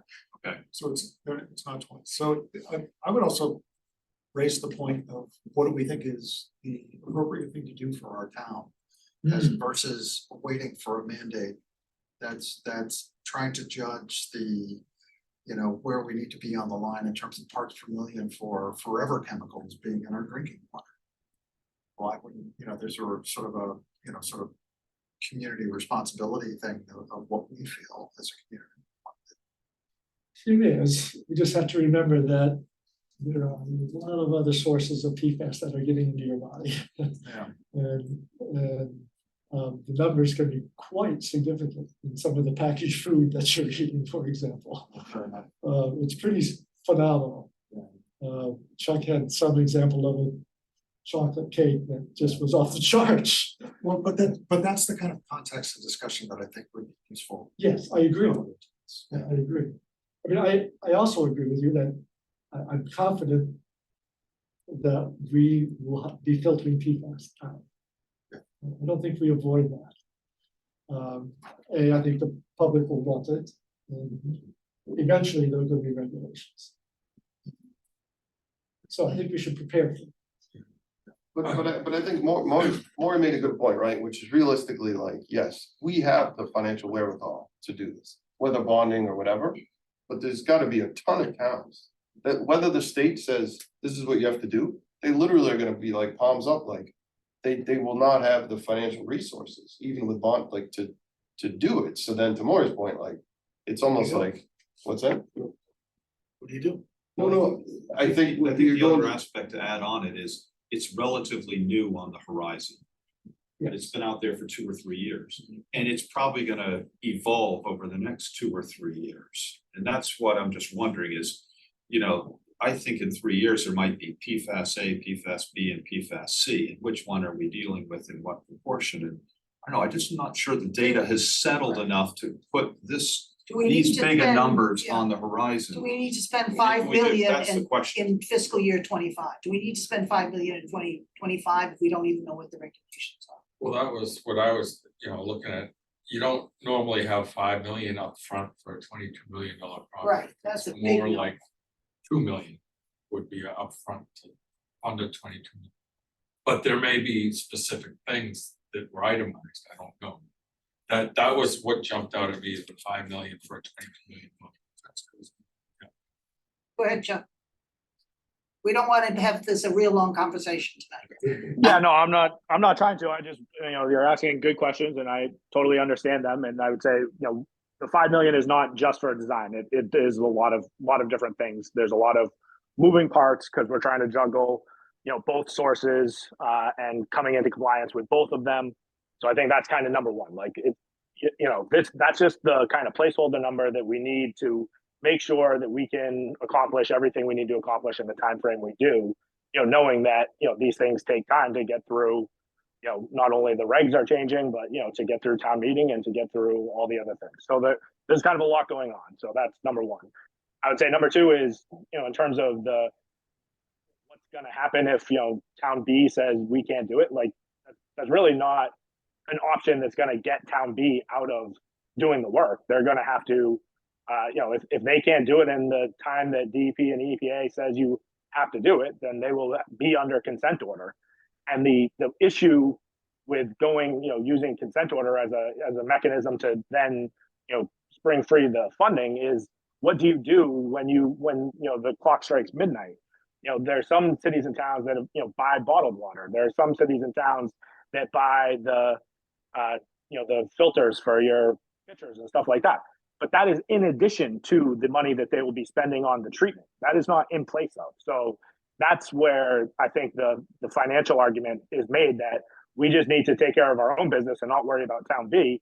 And like I think was mentioned, there is kind of a social, societal element of this where, we already have seen in the paper and in, different areas where, people think they're drinking poison. And, that's a very real feeling, regardless of what the science is. So I think that's where these numbers come from. And that's why we are trying to stay ahead of the curve and not fall behind the curve. And that's what this budget is laying out. So it Can I seems, ask one quick, I don't want to speak for Maury, but I thought this is where Maury was going, talking about other towns, and I just want to, I thought, or at least this is where I'm thinking, if it's reasonable that there are going to be these other towns, and I get we only need to worry about us, but there's going to be this huge money issue, then it's logical, it's rational to think that the state, right, is going to have to create some kind of, funding mechanism, grants, whatever, right? Like, that's my logic. So I'm just saying, let's play a little bit of the long game there, so to speak, because. Well, I think we are. I still don't see, PFAS is, it's not sneaking up on the state. They were out ahead of, making the first limit that we're, currently under. So, they were willing to take that on. I don't see them, coming up with some sort of, large sum of money that, people are going to draw down on, and like Greg said, we will be going for grants and funding in the future. And so, from my perspective, I don't care if it's grant money or town money, but we need to be prepared to spend it, sooner rather than later. So I think, those things are not going away because we're, setting out on this path. It's just, if we need to spend the tax dollars, then we're going to have to spend the tax dollars.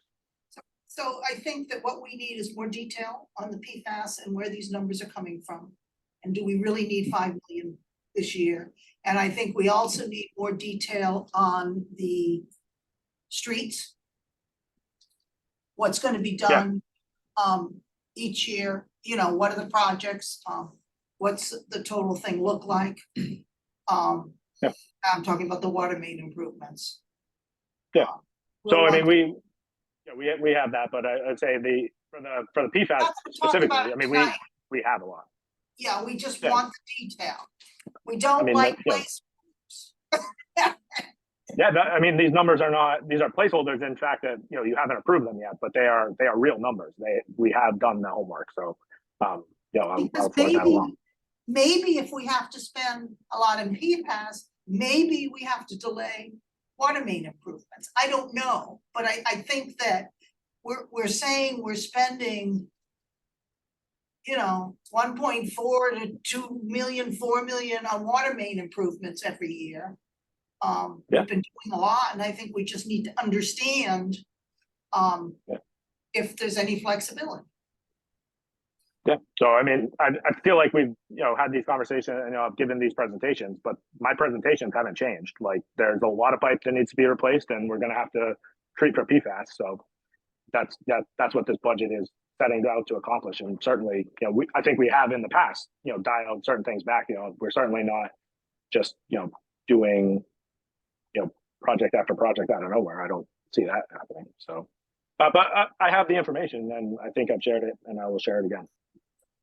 This isn't our primary work, so we need to No, totally. I totally get it. These are staggering numbers. When Greg said it out loud tonight, I kind of lost my breath a little bit too. But it's not out of nowhere. If I could just jump in, so This spreadsheet is not a source of detailed information that we definitely want to be able to see, even if we're seeing it again. Right. And so whatever that venue is and whatever that material is that will kind of back this up at the right time, that's what we'll look Right, at. so that's what. So, yeah, so all I did was summarize all the requests. Yeah. Right. Yeah. And all the details are not in your hands at this point. Right. Really just wanted to sort of present the summary and sort of the big picture and to see what major roadblocks there might be in your. Is the approach appropriate or do you want a different approach? Hard to say without the detail. On the big picture, as far as going for a bond of 10 million one year and a 50 million in a couple other years, are there upfront costs to doing that where we're better off doing the one bond? You know, like trying to put it into one package, or is it better to do multiple A lot bonds? of our taxes. Yeah, I mean, Increase our taxes. generally speaking, bond issuance fees, it's all as a percentage of the face value of the bond, right? Bond. So, you know, if it's bond issuance fees of whatever, quarter of a point. It's quarter point on the notional, right? So you get a quarter point on the 9.8 and then you have a quarter point on the, you know. Or But fees? I do think that if we're gonna be spending this much on water type things, we need to look at those water rates. Rich, yeah. Right, and certainly a recommendation was made to reduce rates at the lower tier. And that makes no sense to me if we're having to spend millions and millions of dollars on water related stuff. Speaking about schools once again, which is, I've always thought that Essex Elementary was sort of a 29 project. I'm hearing, So is what's, that when it gets built? When is the bill due? When do you? And so what we've been talking about give me for a timing. a bunch of years is finishing off the debt on the high school. Yep. Finishing off our OPEB commitment, all coming due around 2030, 2031, and hopefully Essex Elementary kind of falling in behind that, so we're not essentially paying for 3 schools in debt simultaneously. And CST is a new thing on the horizon that was come in since we've been running these multi-year models. So the school committee and school district have reached out to MSBA and gotten the ball rolling. And there've been reports and so now we're in the queue. I say we, both towns in the district are in the queue for state funding. So that clock is accelerated. Which has, you don't So know. we don't know yet. So it could be, you know, it could be 2 or 3 years out. The question is, I think, when the So town. really should probably be 3 years. So, and the problem is with the memorial school, because rates were low, they bonded early, Right. Okay. but rates are high now. Yes, I understand. So And- when do you, if you get the okay from the school building gang, when do you need to borrow? When do you have to have the money? I'm trying to fit this in timing matter. Probably within about a year. And did you remember so- from the memorial school what the timeline was? I think, once we were, once MSBA kind of gave us the green light, then we went forward, hired, OPM, architect, and then design was, so maybe that whole process was. And then construction was.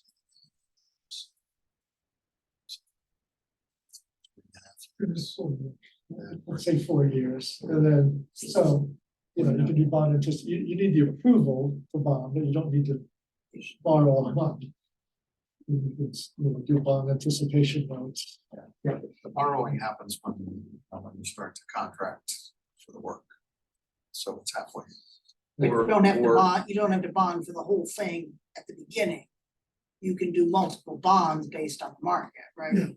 So what we did with Memorial is we bonded pretty much everything early. Right, Because the rates are really good. Right. Ended up ultimately making about $990,000 on Right. interest before we started having to pay for Yeah. the actual construction, which is the stars were in alignment. It worked really well. Yeah.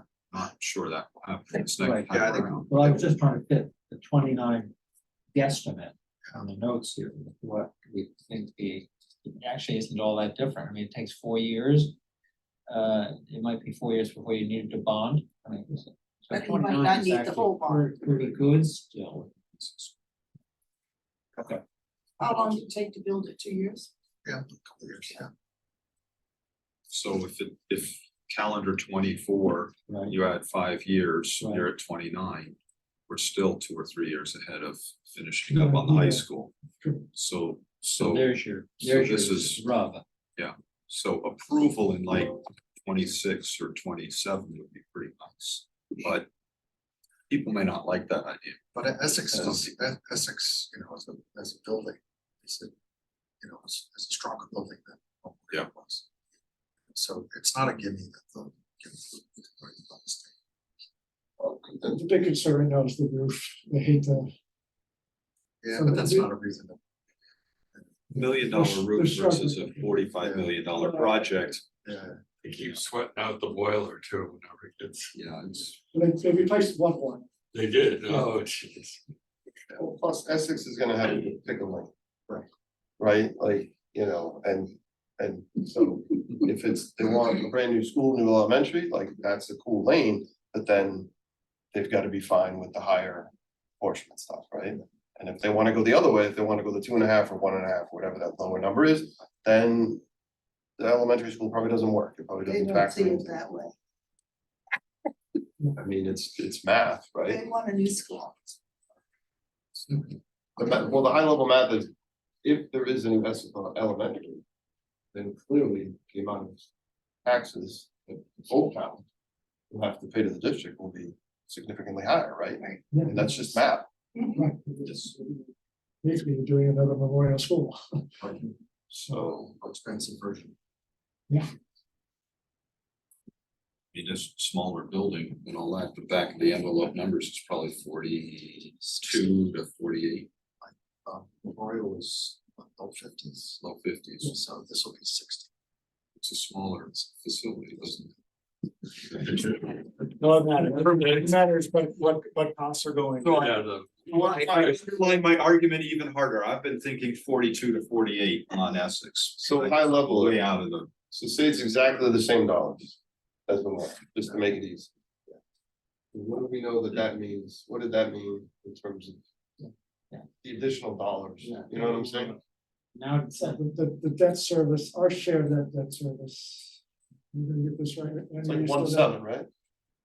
I'm gonna say it's just under 2 million. Yeah, 1.7, which It's in the means, 2 million ballpark. which means Essex probably, 800, 900, right? And that's, to be clear, that's above and beyond, Yes, right? yeah, Whatever operational blah, blah, blah that Right. exists this year, it would be, right, so Yeah. those are typically those debt exclusion votes. That are just a tack on to your taxes. I mean, with higher interest rates, let's be fair and just call it $1 million, that Right. Essex would have to. So that's where they gotta pick. A lane. They want a new school, they're gonna be paying $1 million a year extra above and beyond. Yeah, we don't have time to go to the school. budget debate. yeah, but that was helpful to me just to get the timing issue you're talking about. I just wanted to review it, that's all. Okay, so how do we want to approach this budget? I'm sorry. We'll see more details, we'll get that, we have that to provide, so we'll package that up for you. Food schedules and Yeah, pipe, the pipe and what roads and all of that. the explanation behind it. Yes, And I'm assuming that our decisions regarding capital this fall are with respect to the numbers and the funding breakdown would actually do in the winter, once we understand the impact on the taxes from the operating budget. yeah, so I feel that, yeah, you'll see the revenue down below. Right. And so so for the taxes, I'm showing basically 100,000 of new growth going towards the town each year. But the question is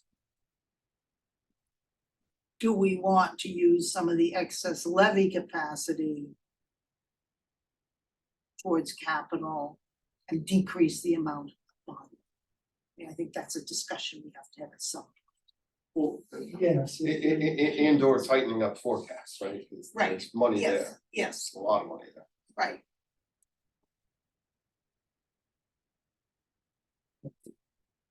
About 10 million. No, that's a, it's So, a little help, but not a big help. Million a year, 2 brand new ambulances. I have a small comment on that first bond, whatever size it is and whatever comes to be, but. Given the higher interest rate environment we're in and given our positive, productive cash flow typically, I would suggest we look into a callable bond, which would give us the ability to, pay down early because, and obviously you gotta pay a little bit higher interest rate, but you get that flexibility to. So I would look into that.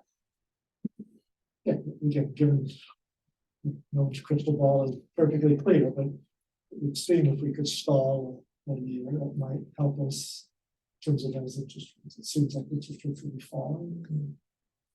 Maybe in a couple of years. Well, Or whatever they are, if they have that call provision, it's like having a home equity line of credit, right? And we got some extra cash in, we get an extra million, boom, we pay down, Right. whatever on the principal. So, a couple meetings ago, we sort of looked at the capital and came up with some pretty scary numbers. But we're looking at 5 years and roughly almost 80 million. And then you throw 2/3 of a school at, let's say, 60 on top. And, we talk about a public safety building in the next 20 years and hardening, sewer treatment plant. We're not far from 200. When you start looking at this, and that is a monumental load. And I know Rome was not built in a day and you spread it out bonding, but that is a monumental load. something has to get. Yeah. So maybe this forecast, it's only as good as the day it's created, but maybe it needs to actually look out 10 years. Because frankly, there may be some things that we're looking at in year 3 or 4 here, which preclude doing something in year 7, 8, 9, 10. And I know that's really hard to do, but there's a lot of items that are not on this list that have been bantered around for years. Well, so I'm trying to make a list of those in the notes. Yeah, and I still have concerns about a council on aging building. If we're gonna be doing something with community center, can't we use a piece of that for council on aging? I really don't.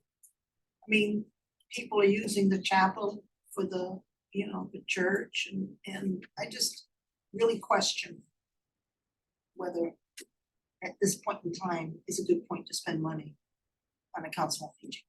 Seems like a nice to have, not need to. That's. And I'm old.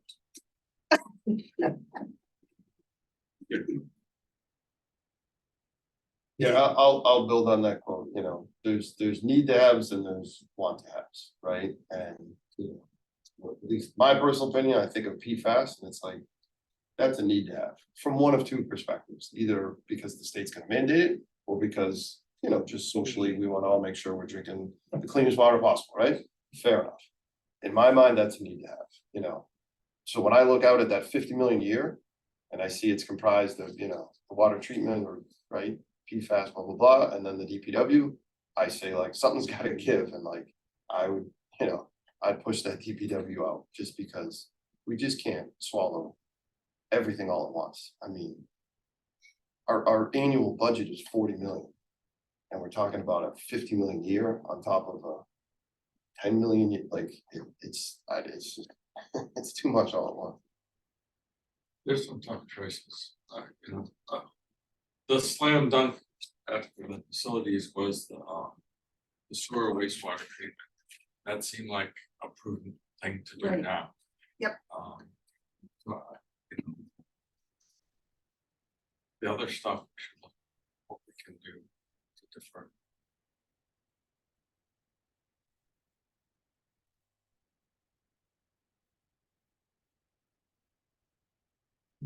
for lots of discussion to take place. Yeah. Right, yeah. I'm sure that's what we wanted to hear. Unexpected, not surprised.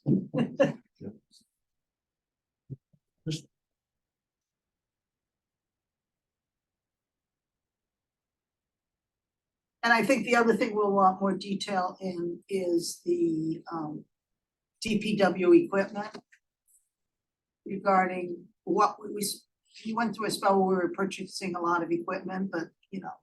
Seems like last year, but it could be 5 years ago. So just to understand what we have in equipment, how old it is. Yeah, we got a few scheduled. Yeah, that's, Chuck had shared that. with me, okay, so, yeah, That's. okay, yeah, just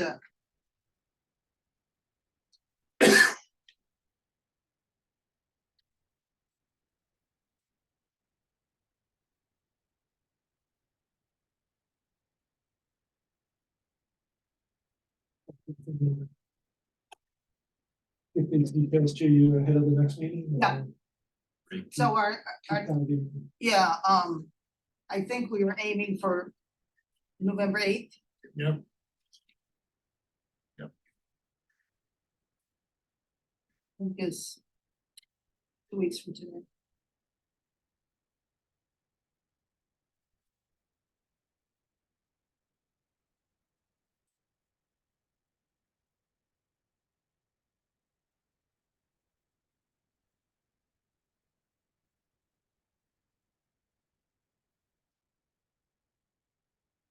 Okay.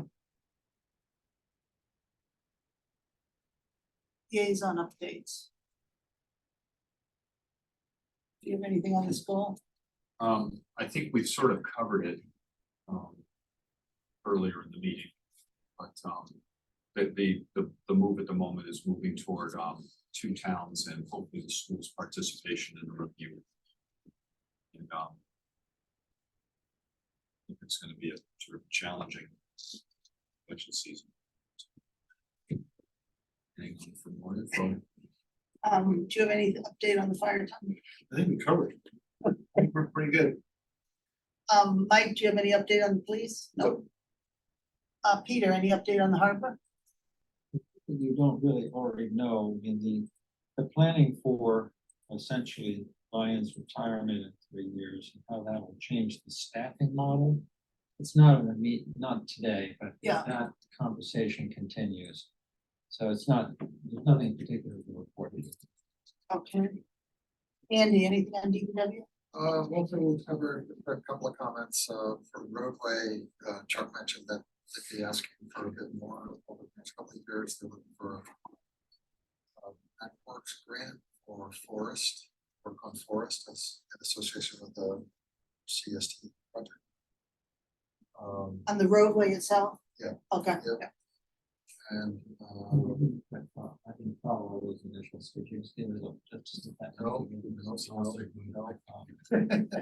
Cell sig, you gotta keep up. Yeah, you're gonna have to slow down. Cell signaling technology. Yeah. Yeah. So there's some road work, there's some preparatory work that needs to be done along Forest. And so some of the budgeting. For CST? For. They're putting in a new sewer. For the sewer and water. Yeah. And water. And then, they're, Translation. yeah, and they're bringing it across 128, so, but there's some work that we have to do for our part and, along those constraints, and so there's some. We have to go across 128. Under. They do. There's a culvert there already. And then Chuck commented that, Housing Authority has, sort of seems to be moving down a road where they're looking at the site, the DPW site for their purposes, whereas, it's also being kind of looked at in the master plan for other purposes, so it's just reconciliation that needs to happen. Yeah, the Affordable Housing Trust did have a discussion with the select board. Oh, okay. A meeting recently. Maybe that's- Otherwise, we kind of touched on other pieces. Dean, anything from CPC? They were very happy about the touch point roof. Nice. It's just open season. For some grants. Our next meeting is November 3rd. What's the actual cost of that? Budgeted, I think $70,000. That was for Charter House, wasn't it? Shadow House was came in at high forties. It does look really good. I mean, those three roofs over there that are all red now, that it's an improvement.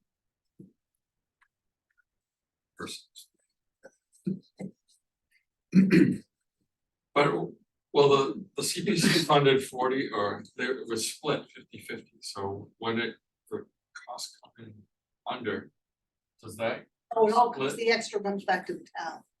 So it, does the CPC pay for I'm the, kidding you. yeah, no, it's handled 50-50, Yes.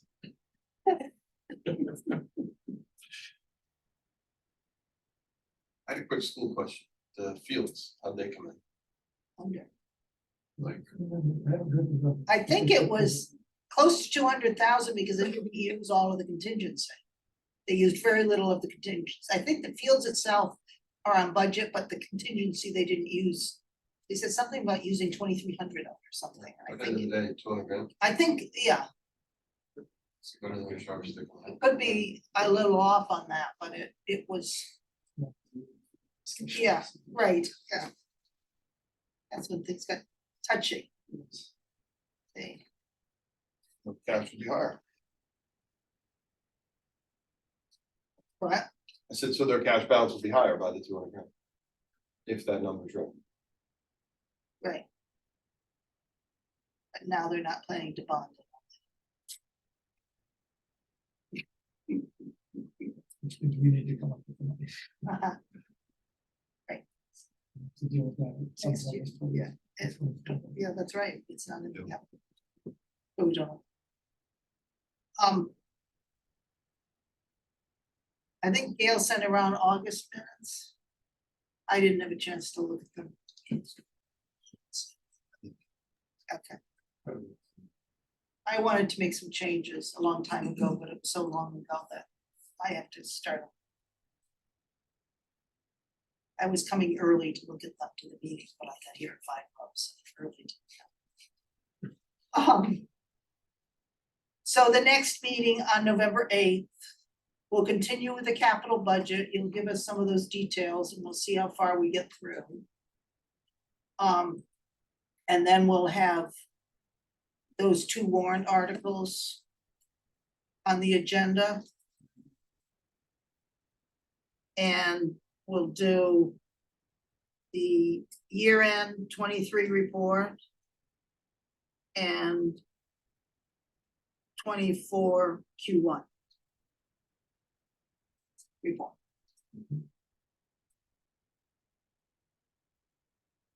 What else?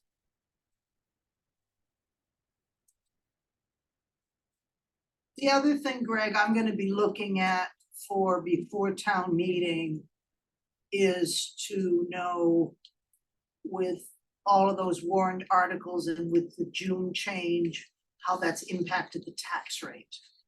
Yeah, Andrew has that. Is that in the stuff she sent me? Yes. So if the various, all the new articles at the special town meeting are approved, we're currently just over 2% for tax rate. If we could go up to 2.4. Because I'm just gonna have to speak to it. It's a little less than 2. Yeah, okay, I'm just gonna want that number to speak to it at the town meeting, Yes. just to. Yeah. Because it's no longer the 2%. Told people. Because we had something in June too, right? Right, but that was, yeah, that's part of that 2.06 right now. Okay, Okay. We go to 2.37 or so. okay, What, sorry, what's moving it up? June, what was the June that? I don't remember. So what was it?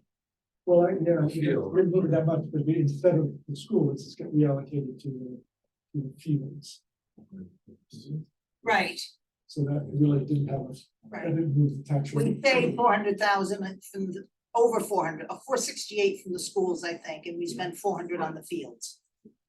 Cash, So we already set aside a good, 800,000 we've set aside for the fields out of 1.2 million. Or, but it may be less now with savings some money. I'm just saying high level, like you said a few minutes ago, we should be expecting to get, an invoice, so to speak, from the district, right? To pay for the fields, and we've already got, I don't know, 2/3, We got 2/3. Yes. and maybe more if the total bill Correct. came down.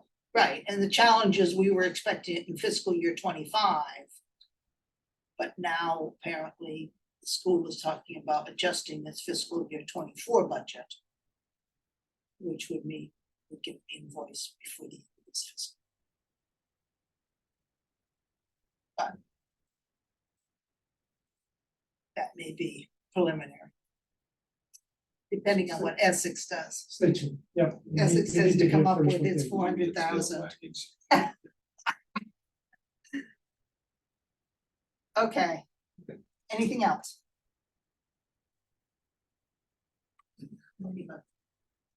I'll take a motion to adjourn. And Andy needs to adjourn. Maury seconds it. Does everyone Agree. agree?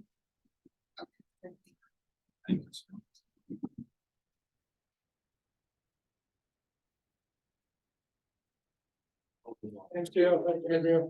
Well. Thank you. Have a good night.